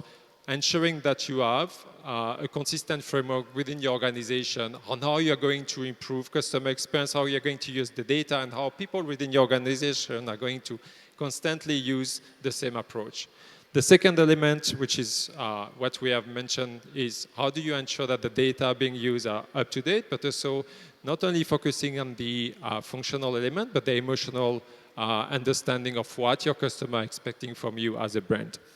And the last point is, how do you also ensure that you use that data to differentiate what you are going to offer? So another element that was shared by Jason earlier is, how do you ensure that within the organization, everybody is actually using your customer experience program data as the single source of truth? It's extremely important to have all your stakeholders understanding not only that this data exists, but how to use it. And as CX practitioner, that's also a key role that you have, is understanding and explaining what your internal stakeholders' needs are and how they can basically use that data to deliver on their own goals and targets. The next example that we wanted to share with you is from a global automotive manufacturer. And this all came from their understanding that as part of their sales process, they had a big amount of lost sales, which we call at Ipsos lead save generation. So one of the key elements for them was, how can I understand where things basically do not work right for our customer, and what is the reason for them to not go to buy and purchase our car? And the second element was, is there an alternative for me to try basically to save these leads and be able to recover these customers and basically for them to buy my brand? So that's the work we have done with them, which was around how can we understand from the data that they had, where exactly within the sales process things were basically not working well, where was the friction and the pain point for the customers, and how can we help them really identify from root cause analysis how to fix things. The second thing was, can we actually save some of these leads and basically try to bring additional sales to the company and therefore have a strong impact on the business performance. So there is 5 things that we have worked with them on, which is basically the Ipsos approach when it comes to lead save. The number 1 was around identifying and understanding who are these people, who are these customers that actually were interested at some point in our brand, in our product, but did not go through the purchase process. The second element was validating with these different people, are they still looking for a purchase? Are they still basically in the market to buy a new car? The third element was, can we, through basically this survey and discussion with them, identify at which point actually what was the trigger for them not to go through the sales and the purchase of the vehicle with that specific brand? The fourth element was, can we actually recover them? Can we actually bring them back into the purchase process and therefore bring back to our client the possibility to actually close the sales for them, which will have a really strong positive impact on their business. And the fifth element is, can we actually help our client to quantify what will be the additional incremental value of bringing back these, of course, customers into the purchase process, but also what will be the value of implementing such program throughout the organization. So the outcome of this program for this client in one single market was, through the recovery of leads, we helped them generate an additional 48 million euro in terms of sales. So of course for them it was something really incredible. They were really happy with the results. And one of the things that they have done, and we are going to see in the next slide, is they have actually implemented this program throughout 20 of their key markets. And that's become basically a key program, a core program for all their sales organization to ensure that everyone understands how to basically avoid creating friction and pain point for customers during the sales process. So he has also influenced 3 key areas for them. One is it had helped them revise their training program for their salespeople, and like I said, bringing back all the insights we captured during that program to really train their sales team on ensuring they are not creating this friction with them. Number 2 was around influencing their pricing strategy. As part of the insight gathered during the program with them, pricing was one of the issues, and therefore they have been able to target specific segment with different pricing strategy. And the number 3 was around bringing back some of the insight to their R&D team in terms of product development and integrating that as part of the new development for their new cars to really try to avoid to create new pain points for their customers. And like I said, they have now implemented that across 20 markets, and we are waiting to see what was the overall impact across these 20 markets for them. So we have shared a lot of insights, a lot of data that can be a bit overwhelming for you, but we just wanted also to share with you what does it mean for you as a brand, as a CX practitioner. So there is 3 things that we would really like you to bring back tomorrow to your teams and basically share with them. Number 1 is that customer experience is just not a number. I mean, you all have key targets, you all have measuring, whether it's Net Promoter Score, satisfaction, and so on. But we all need to understand that if you want to drive performance, if you want to drive emotional attachment with your customers, you need to go beyond the number. You need to really try to understand what does it mean, what do I stand for as a brand, and what is my vision to really differentiate myself from what we have seen from the data from the Global Insights study. Number 2 is, how can I ensure that my internal stakeholders understand the value of the data that I'm collecting from my customer and how they can use it? Like I said, it's really important for you to also educate internally your stakeholders so they can fully use the data that you are collecting. And that brings back also to the point that was shared by Jason around governance. Governance is really something that is not looked at very carefully within organization, especially when you are setting up a CX program. Governance is, for me, a key element of success. If you do not drive a strong governance process throughout your organization to ensure that people are accountable for working on the issues shared by your customers, you are probably going to fail. The number 3 element that we really would like you to understand is that customer experience drives growth. We are currently in an environment which is really difficult for most brands. You know, you are suffering from economic downturn and an economic environment which is really tough. We should all focus on retention. That's, for me, the easiest way for you to ensure that your business is going to go through these times and come out really strong. So working on the customer experience program that you are working on, the data that you have that is being shared by your customer with you to really make you better should be really at the core of everything that you do as a brand. So those are the really 3 key items that we really would like you to come out with and to share with your teams. The thing that should really strike you also is those numbers that we're collecting as part of our Global Insight data. It tells you that basically if you do things well, if you do manage to have your organization focus on customer experience, use the data that you have, try to create that emotional connection with your customers, you will be able to drive stronger advocacy, drive stronger satisfaction, and willingness to repurchase and do business with you will be also stronger. So again, customer experience does have a strong impact on your business. And again, as part of the Global Insight data, we have also seen that in Thailand, 74% of those that are emotionally attached with a brand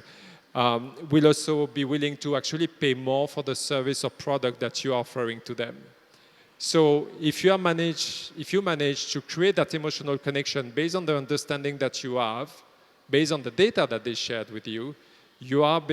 going to be in a position where, as a brand, because of the differentiation you have created, you can actually apply a premium on your product and service because you are being recognized as a brand that they are willing to spend more on.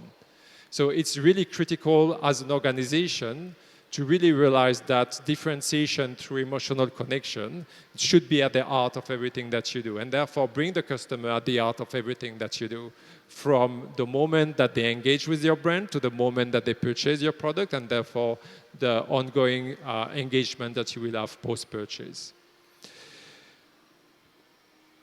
So to ensure that you are being successful as customer experience professional, as a brand, again, we would really want to ensure that, first of all, your organization really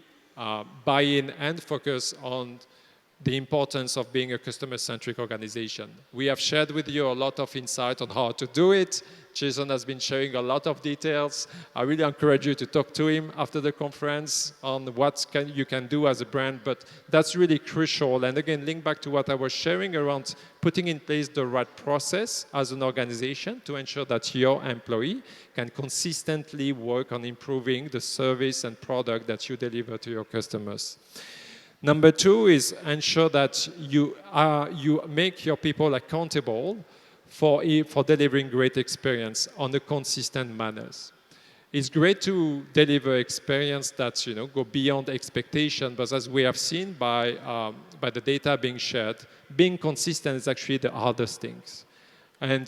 customer will not basically come back and buy again from your brand if you are not being consistent in how do you deliver experiences.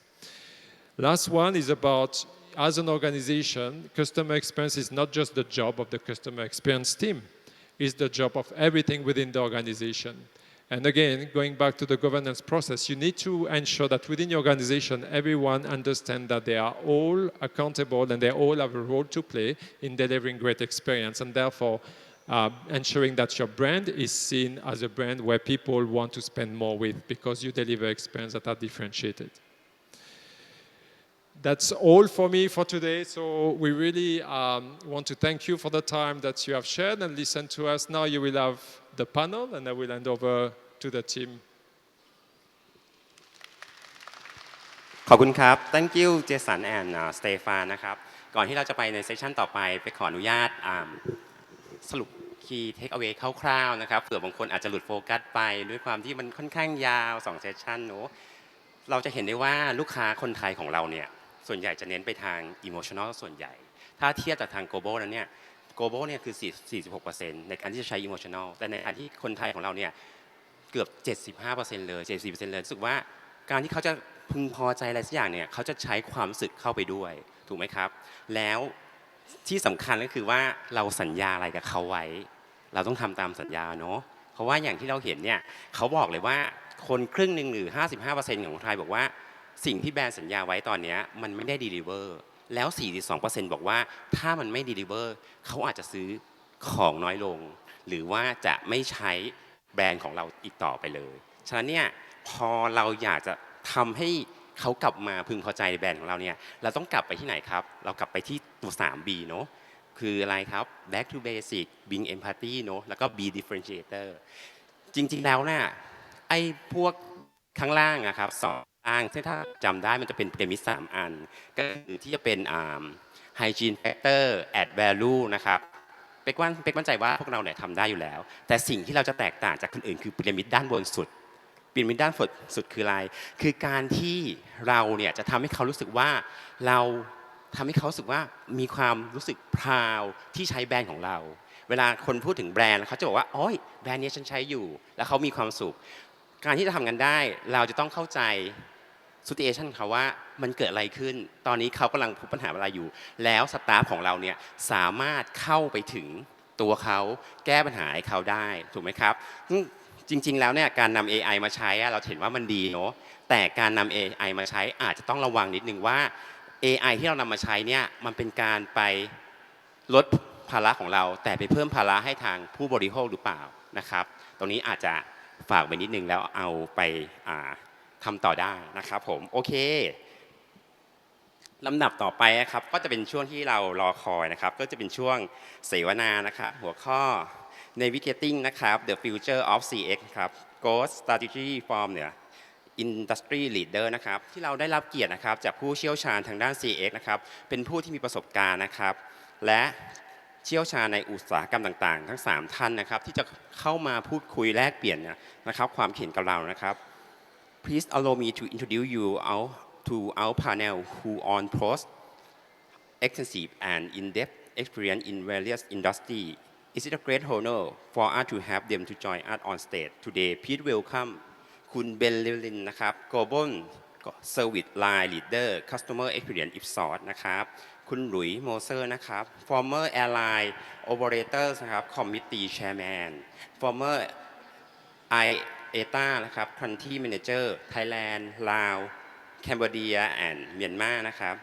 Current Regional Airline Sales and Marketing for Narita Airport นะครับคุณอนงนาถนะครับวังวัฒกะนะครับ Customer Experience Director นะครับ LMG Insurance Thailand นะครับแล้วก็ Moderator ของเราครับคุณอเล็กชานนะครับ Research Director นะครับ Customer Experience Ipsos Thailand ครับเรียนเชิญด้วยครับ Right. Good afternoon, everyone, and thank you for joining us today for today's panel discussion, Navigating the Future of CX Growth Strategies from Industry Leaders. I'm Alex Chan from Ipsos in Thailand, and I'll be your moderator today. We have a fantastic lineup with industry experts who will bring a wealth of knowledge in customer experience. Now, let me dive into the first topic,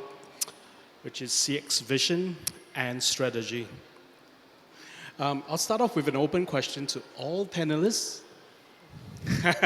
Okay, everybody's smiling. Now, having a clear vision in place is critical for customer experience success, right? So how much would you say your organization have that? And what are the key callouts to ensuring that everyone in your organization buys into the strategy and executes cohesively? Thank you, Alex. I probably speaking from the airline point of view, I probably would say that most of the airline have a clear vision, but execution could be messy, right? We do have clear vision, but execution is always difficult. And it's all about transforming our vision into our touch point and consistently maintain that all the time. But of course, those touch points can many times be our pain points. So I'll stop here. How about Kunjoy? Hello, hi. Actually, I believe that in every company has a very strong and clear vision in CX. I agree with you. It's actually about the execution. So our company has a strong CX tool grounding in the human-centered design and also the continuous listening. But the execution part is very, very difficult. So what we're trying to do at our company at the level that we have done so far is to align with the business goal. The key is to speak the same language as the teams. So for example, right, we have claims team in our company, we have the operation team, we have the call center team. So how can we go to the claims team and say, hey, this is our customers are not happy. Can you please fix it? For them, it's not their own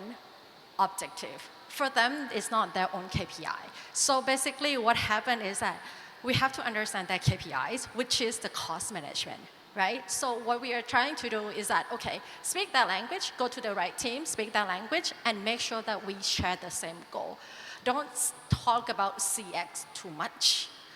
We have been trying to do that. I'm not saying that we are successful and we're good at that, but that's one of the key. Just align the goals and also speak that language. So, yeah. Okay, thank you, Kunjoy. Thanks, Joy. I think you took my answer. But yeah, I think there's a few things I would add on top, which you mentioned as well, and so did Jason earlier. Employees are fundamental to the success of CX in an organization across the whole board. We spoke a lot, or you heard a lot about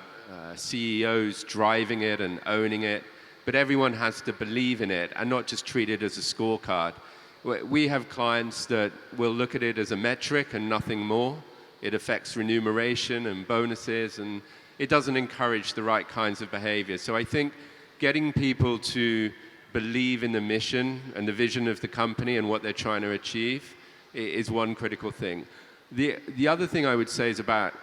where customer experience plays a role in an organization. it can be seen as a silo. And I think as customer experience, which is quite a new topic, like compared to marketing, for example,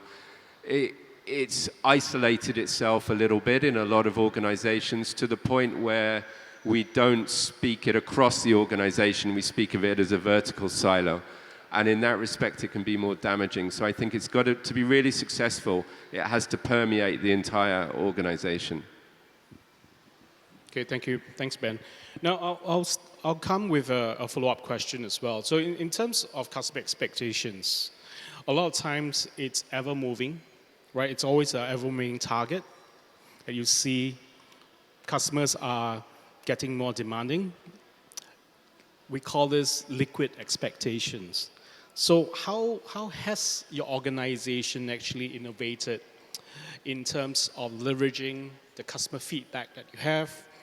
and then to pivot reactively and drive better experience as well as value, as well as outcomes?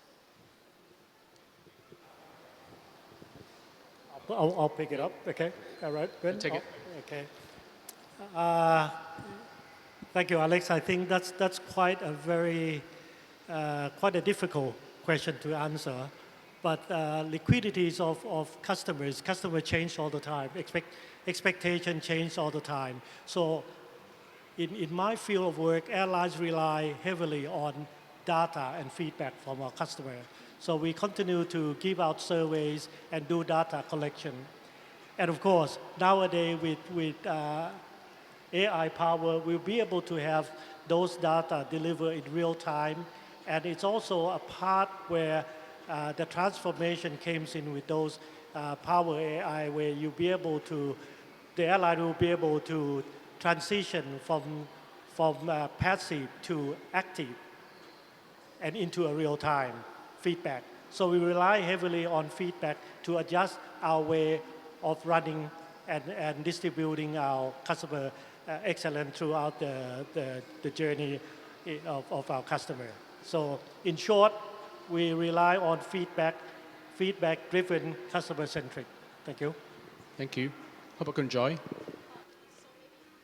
Hello. So maybe I add on from Kun Louis mentioned about the data, right? I am speaking in the perspective of how to bridge the gap between the insights into the teams. So the one who execute or implement those changes is not CX, to be honest, right? We are the one who like, hey, this is the data, we give it to you, but the team that actually implement the changes are the claims team, the operation teams, the underwriting team. So what I would say from our experiences at the company is that we started very, very small and with the very actionable items. So what happened is that we just go there and co-create and co-partner with them so that they don't feel like, hey, Joy CX is coming and then just throwing a bunch of reports and then tell me what to do. We actually try to set up the monthly cadence, but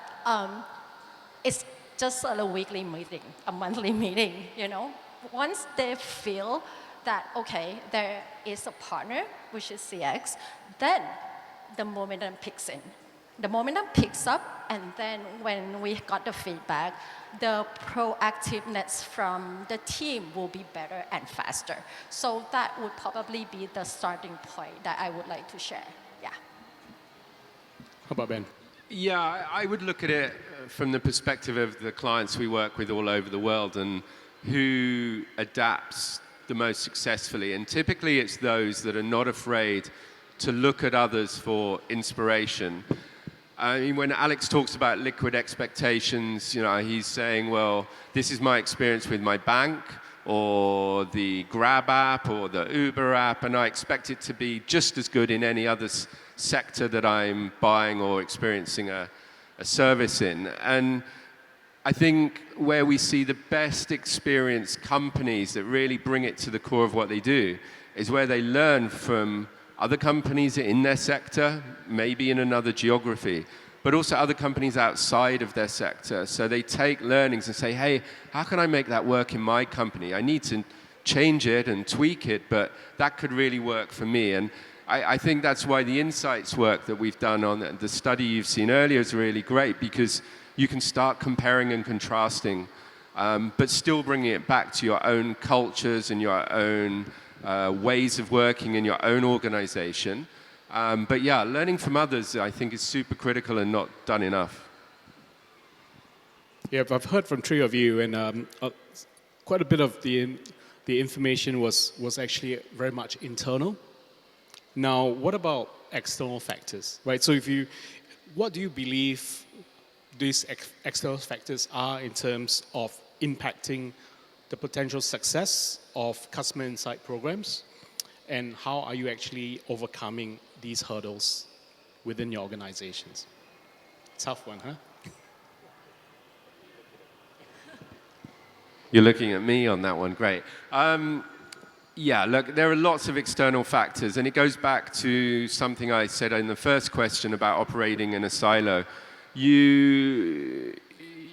can be guilty of being too internal facing and not considering that the experience of the customer doesn't operate in a vacuum all on its own. You can't control what other brands are doing, how they're working with their customers. You can react, but you cannot control it.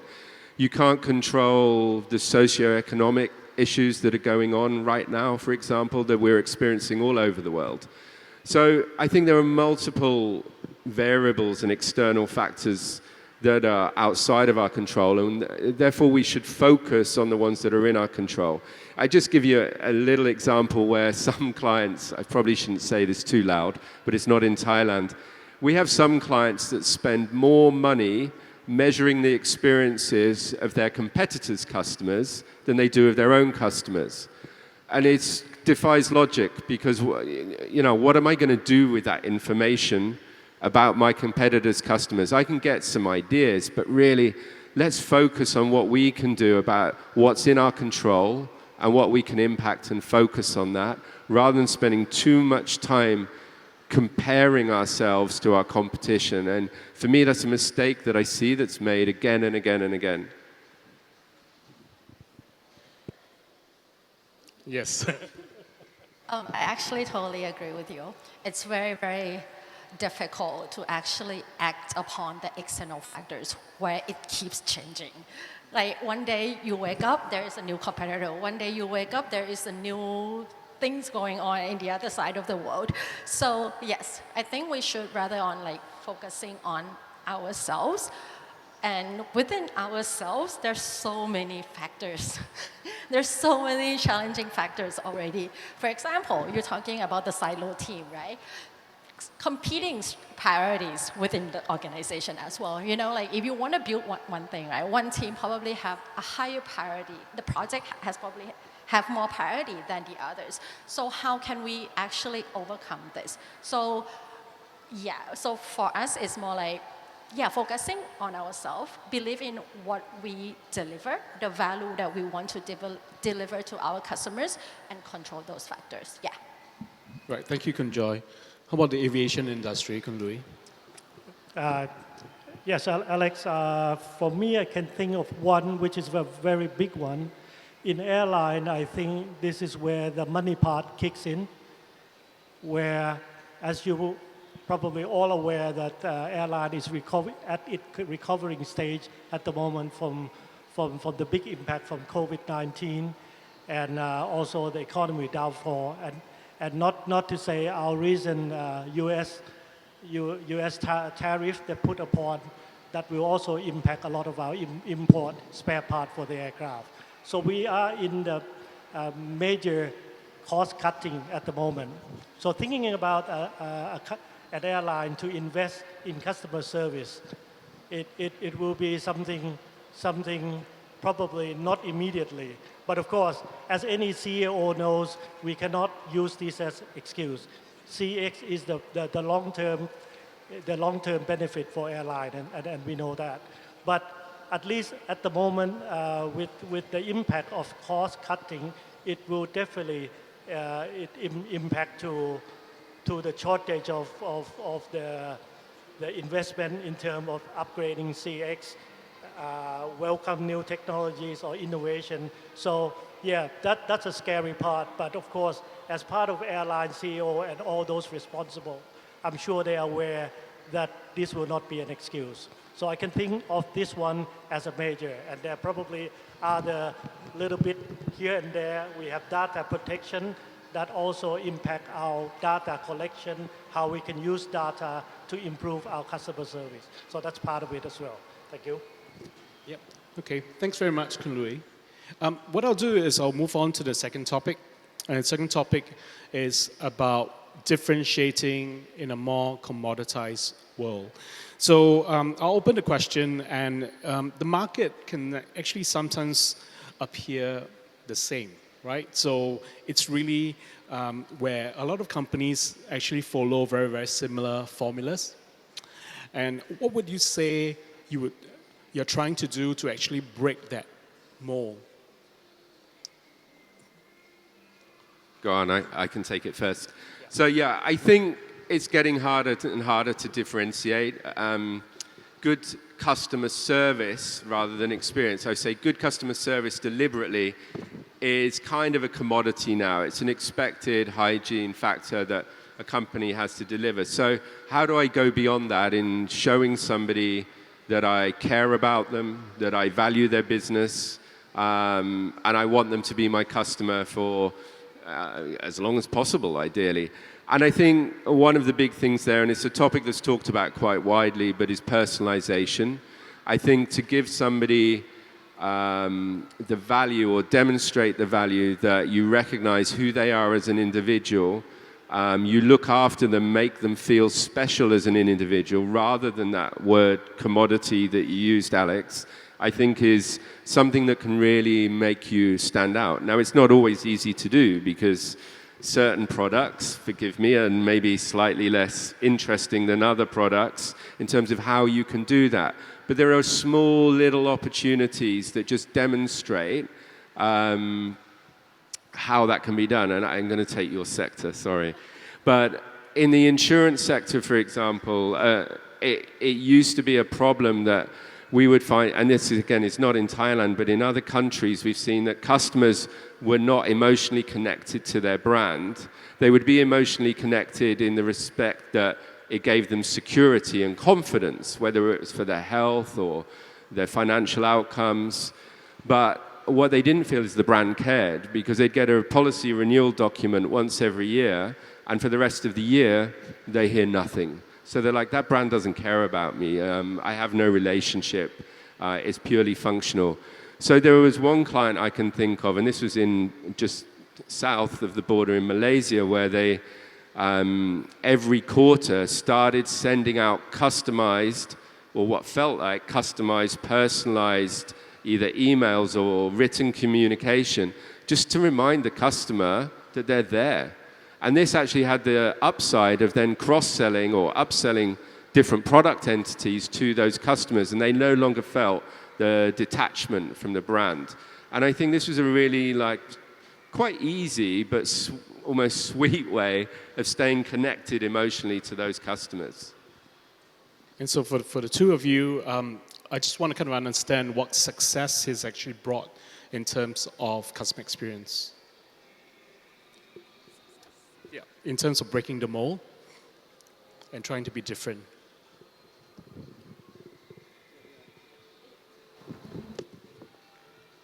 I think most of airlines want to break the mold, right? They want to be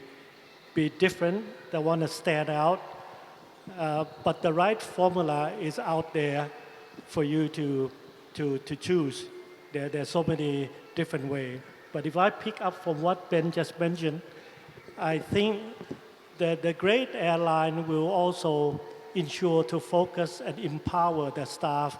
to do basic things right, to do the little thing right, and those emotion part do attach to human touch. So as much as we embrace technology, we also have to be mindful that human touch is priceless. And a lot of great travel experience come from this little thing, and it became a memorable travel experience. So stick to basic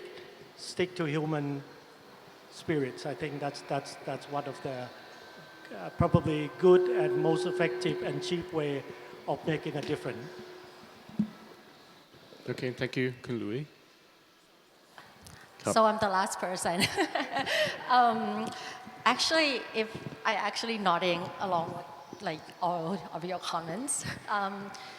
So for insurance industry, right, it's kind of like a blessing and a cursing at the same time. What I mean by that is when a customer purchases a policy, I'm talking about P&C, not about life business, okay? Because life is something totally different. But for non-life, when a customer purchases a policy, if they don't have anything to claim, then it becomes very, very difficult to differentiate. The next cycle of the business, it will be the renewal, correct? And then that will be the coverage and price, and probably the service from the agents and the service from the company themselves that can differentiate. That is another topic. But if there is a claim, for us, it means that we are with the customers at their hardest moment. So it becomes personal. And that service and also the consistency and also being human, being a partner to your customers is the real differentiator. Now the question comes in terms of how can we enable that to make the service consistent, to make the service fast. So the technology will come in, the process will come in, the people will come in. Like you said to me earlier, like when we work together, right? People, process, and technology. So for insurance, for those moments, we can differentiate. But for, those customers that, we don't actually interact with them, I don't think that you would interact with any agents or the insurance company if you haven't hit your car. Knock on wood, it's not gonna happen. But, that's kind of thing. So that will be another topic that we need the whole team, the whole organization to actually brainstorm and work together. Yeah. And Alex, not to turn this into an insurance masterclass, but I think the best insurance companies, as an example, see claims as an opportunity. Okay, it's a cost to the business, and the finance guys won't like me saying that, the insurance companies. But from a customer experience and relationship point of view, it's an opportunity. And I know from personal experience that if I don't have a challenge, if I've put a claim in for a particular, for my insurance company, and it's paid out without fuss and it's done with ease, they're probably buying my loyalty for the next 2 or 3 years, right? I'll forgo the fact that maybe they're more expensive because I then build a trust relationship with that company. And so it's probably only 4 or 5% of your customer base on an annual basis that claims, right? But those 4 or 5%, if you get that right and deliver that experience, you've got them there, and that's where you get the value. All right, thank you. Thanks, Ben. Now, in a lot of situations,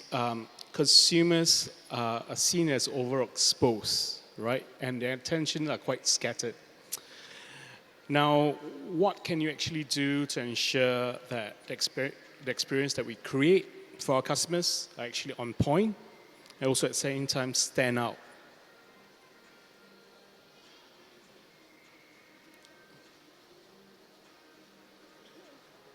Okay. Okay. That stumped. Too much of me speaking. No, so what to stand out and the overexposure? Look, from a research point of view, I'll go there first. You should all be conscious of this as professionals, but also personally. There's a lot of feedback requests we all get on it feels like a daily basis, right? So I think one thing from a research and customer feedback view is being selective.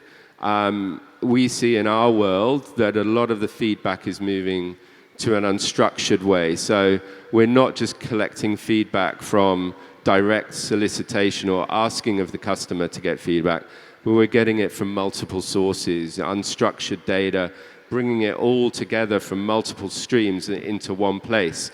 And that helps us kind of make sure we're picking up all that feedback. So I'm talking there about how we stand out as an industry in getting that customer insight into delivering better experiences. And it kind of take that philosophy and apply it to brands as well, I think it's the same thing. You can be guilty of over-communicating and sometimes even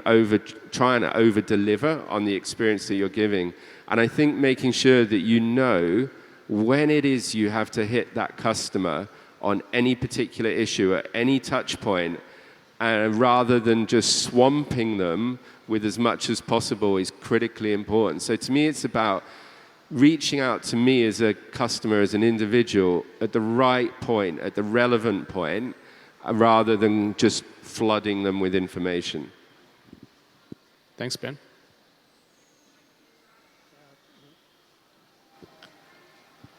Thank you, Ben. If I can add to what Ben have just said, I think we are at the right time where we have this technology innovation that will be able to segregate all those feedbacks, right? And it will happen in real time, and we will be able to take action right away. From my understanding, Power AI will be in a predictive mode where the technology will be able to predict even what our customer issues going to be, what are their pain points, and respond even before the customer asks for it. So I'm very excited that we are about to reach into that era, right? I'm probably from an old era. If I can take a minute to tell you a joke, I will start off at the airline where we do a paper ticket, right? And it took 35 years before we would struggle. When we write a paper ticket, we go into a training for months to get to understand how to write a paper ticket. But it took 35 years before we turned into electronic tickets that where we enjoy today. So you walk to airport without a paper, it's a paperless, right? Another of the funny things is that I look at my cabin crew walking through the terminal with a cabin bag wheeler. They've been wheeling 2 wheels cabin bags for another 15, 20 years before those 2 wheels cabin bag turn into 4 wheels like we have today. And at Narita Airport, we have trolley that move with battery. So we have people sit on the bags and drive around the terminal. So I've been through that, and I'm seeing how AI will power our customer survey and feedback and make use to us to respond on real time to customer needs. And of course, I mentioned about predictive mode where they can even predict what our customer expect and what our customer issue is, and able to react on spot in a real time. So very exciting. That's what I have to share. Thank you. Hello. From my perspective, that how can you stand out from the market, right? It's where there are so many competitors. I think there is no one solution fits all. I think it will have to come back to your approach. You know, like for us, we actually analyze the customer journey, which touch point is the weakest, but will provide the most impact. So, like you said earlier, and I will probably have the broken records too, like claims is actually something that P&C insurance, like we value them, because even though it's a very few population of our customers that will go through claim journey, but it impacts a lot. So just go back to your journey, identify them, which provides the most impact, but the least effort that you can do. Maybe start with that, but go back to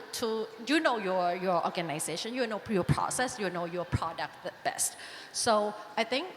just ground yourself with what you want to deliver, the value. I think that would help. Yeah, I cannot say that, hey, you from this industry and then we should do this to differentiate, You cannot,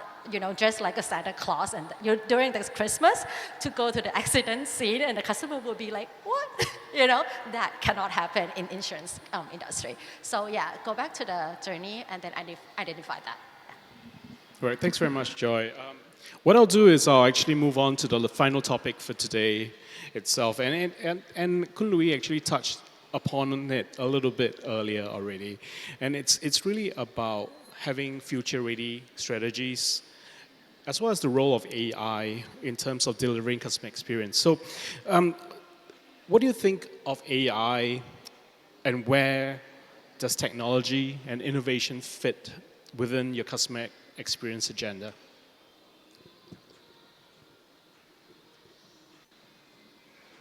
It's time for me to Okay. go first. Good choice. So actually, Gen AI is very, very exciting tool, but not a solution. I would say that. The reason I say that because like, it's especially in the insurance company, the human interaction is very essential. So I think early on, Kun Pim Thai already mentioned that. Like when you use technology or using tool, right? Make sure that you reduce the burden from your customers, but not push the burden to the customers. So the tool is very exciting. To us, we want to use it to enable our people to deliver the faster service, consistent service. Or for the CX perspective, using Gen AI to actually analyze the pain points, the verbatims, the insights that we collect, right? We're not trying to use Gen AI or any kind of fancy technology to replace human, or just to have it as a fancy project name on the presentation. So I think that's the key fine line. It's very interesting, it's very exciting, we should do it, but do not use it as a hero. Not a solution, but it enables us to achieve the solution. Yeah. Yeah, I think you're absolutely right. And where we see it in the customer experience domain is Gen AI so far has been very successfully implemented by our clients operationally and to improve back-end processes. But I don't think so much it's hit the front-end customer-facing yet. It inevitably will. And that's why when you see data like we had in this study, where almost universally across the world, you have this interesting dynamic where customers are saying, I think the company that's providing the service or product to me is benefiting from AI more than I am as a customer, because they don't see it directly in what they're receiving from a brand. And that's a problem we have to address, because everybody's heard of it from a customer point of view, but they don't know how it's benefiting them, and so they expect there to be a benefit, and it's not necessarily materializing. I think eventually it will evolve, but as yet, it's not there in the experience sector, front and center. Okay, thanks, Ben. Airline strategies seem to be working around concepts like fast, smart, seamless, and simplicity. Gen AI will just come in to uplift those concepts. Yeah, it will gonna be faster, it's gonna be smarter, it will be even seamless as you don't even know of the flight connection, right? And Gen AI will be able to simplify a lot of data and make life much easier. And of course, this technology will change. It's a game changer for customer experience as well. Yeah, and I just add on to Louis' point there, because I think, if you look at it, as many of us in this room today are customer experience practitioners and working with data, I think where we see it in our day-to-day lives and how our clients are using Gen AI in their respective interpreting data from multiple sources is really on the uptick. And I think we've just conducted a program for a client in Europe across 8 markets, different languages. You put 60 different reports from a CX and a user experience basis, and you generate a summary informing that client's global CX strategy within, in this case, a week. So week sounds long in the context of Gen AI, but you have to curate everything. And I think that's where it's going to impact people like us in this room, where we start to have the power to interpret these massive amounts of customer data that frankly, up until now, none of us have the time, resource, or even energy to do so. There's just too much of it. And that will really make a difference.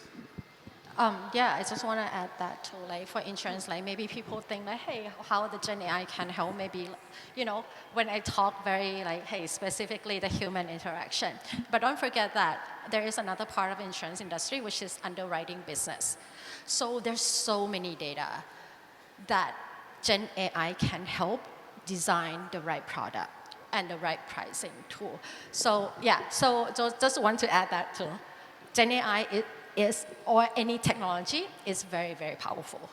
if you use the right way. Thank you. Because I was about to ask you to choose, actually, in terms of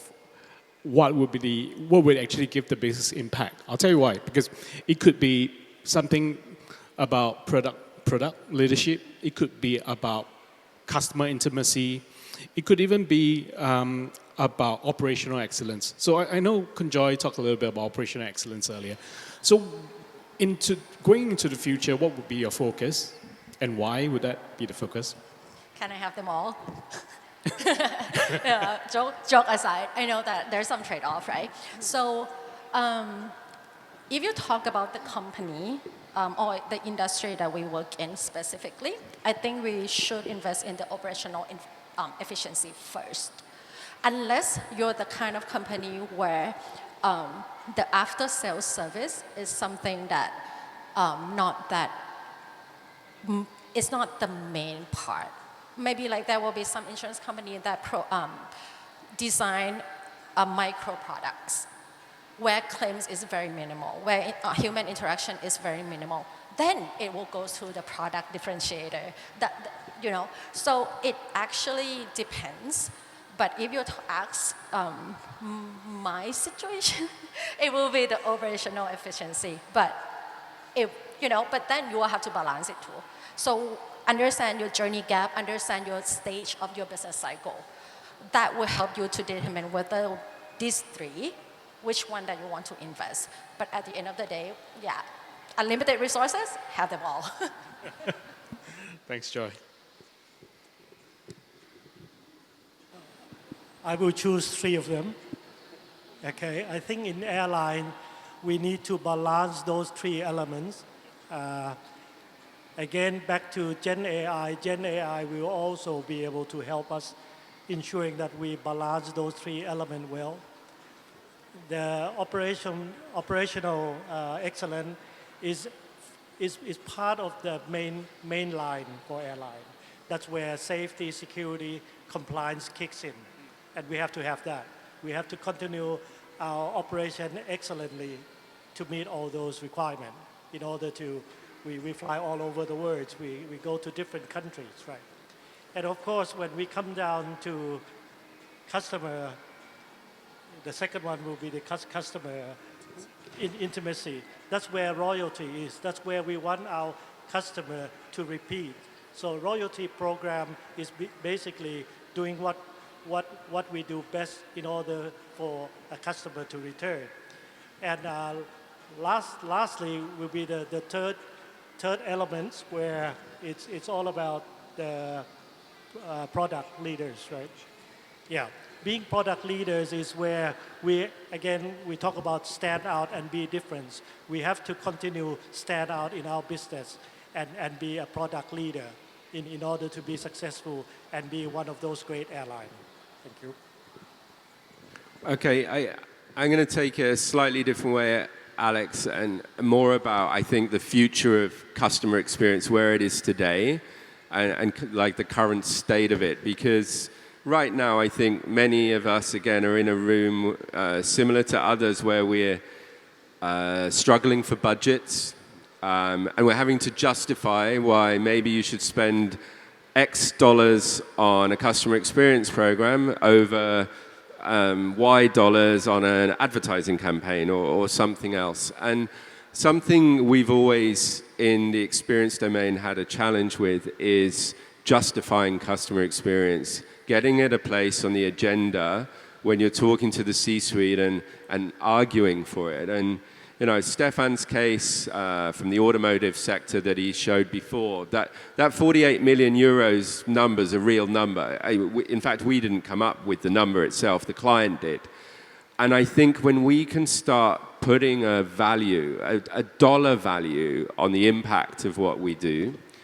whether it's Gen AI related, whether it's process related, emotionally related, but if we can attach values to that, then we have something that we can go to people and say, hey, you got to get behind this initiative because it has this opportunity to generate revenue, to save lost customers in the case of the automotive, or to generate operational efficiency. We can do that. And we're doing more and more of it globally now, and it's getting us a bit more power, and it helps save those budgets that I think, you know, we're all under threat from those budgets right now, right? And it's something that I think is really important for the future of what we're doing. Thank you. Now, I think we're running out of time a little bit. We've got about 5 minutes. So we had a lot of insightful discussion today. And I'd like to just quickly go around and ask each of you, right, given what you've heard and shared today, if there's one piece of advice you'd like to offer on how better to leverage customer insights to deliver superior customer experience, what would it be? Hard question. Okay, I say empower AI to support human touch in deliver great customer experience.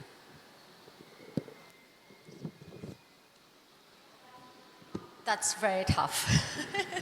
It's very challenging these days. I face it every day, actually. I think you, as a CX, when you say that you understand customers, but at the same time, the person that you work with the most is your internal staff, your colleagues. So instead of customer experience, sometimes you have to empathize with your colleagues as well. So understand their challenges will help enable some sort of secret sauce for them to take your insights to the action. So whether you will have to roll up your sleeves, get your hand dirty, work with them, partner with them, show them that, hey, you are the partner, it could help too. Apart from like, hey, this is the report, this is, hey, CX as a thought leader, we're like, to be honest, sometimes like out of touch. You know, where like operational people say, hey, I'm so stuck with a bunch of documents here. How can I, you know, help deliver the good customer experience? So I don't have the right answer because it's something that I'm figuring out with my company. But that would be some, that has the experiences that I have worked with, you know, various countries have taught me that. Also, you know, understand your colleagues as well. Be their partner, not just a thought leader and then say about the numbers. That would be my tactic at the moment. Yeah. Thanks, Khun Chong. Yeah, I think Joy just said most of it. To me, don't take too long because it's very dynamic. You got to move quick because it's kind of in England we say it's yesterday's fish. Yesterday's news is today's fish and chip paper. Got it right. And so I think it's really important to act quickly. And you mentioned the word action. Don't just look at an insight and don't act on it. I think you have to take action in one form or another and don't deliberate too long. Yeah, I think the pace that we're operating at now is so fast. It's practically real time. You've got to move fast. All right, thank you. Thank you all for your valuable insights and sharing experiences today. Today's discussion has actually given us plenty to consider as we navigate the evolving landscape of customer experience.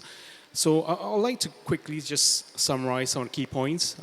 for today itself. I'll keep it short given that we've got 1 minute left. So we talked a little bit about the importance of a clear CX vision.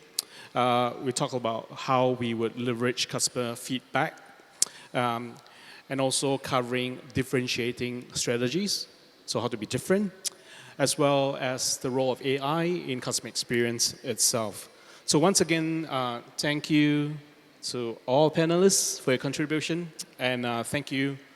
to the audience for your attention itself. So now I'd like to invite Ben Llewellyn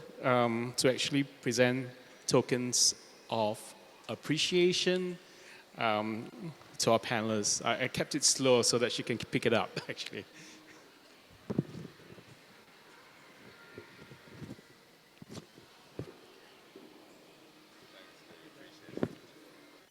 Thank you. Yeah. Maybe we'll join for a photo session.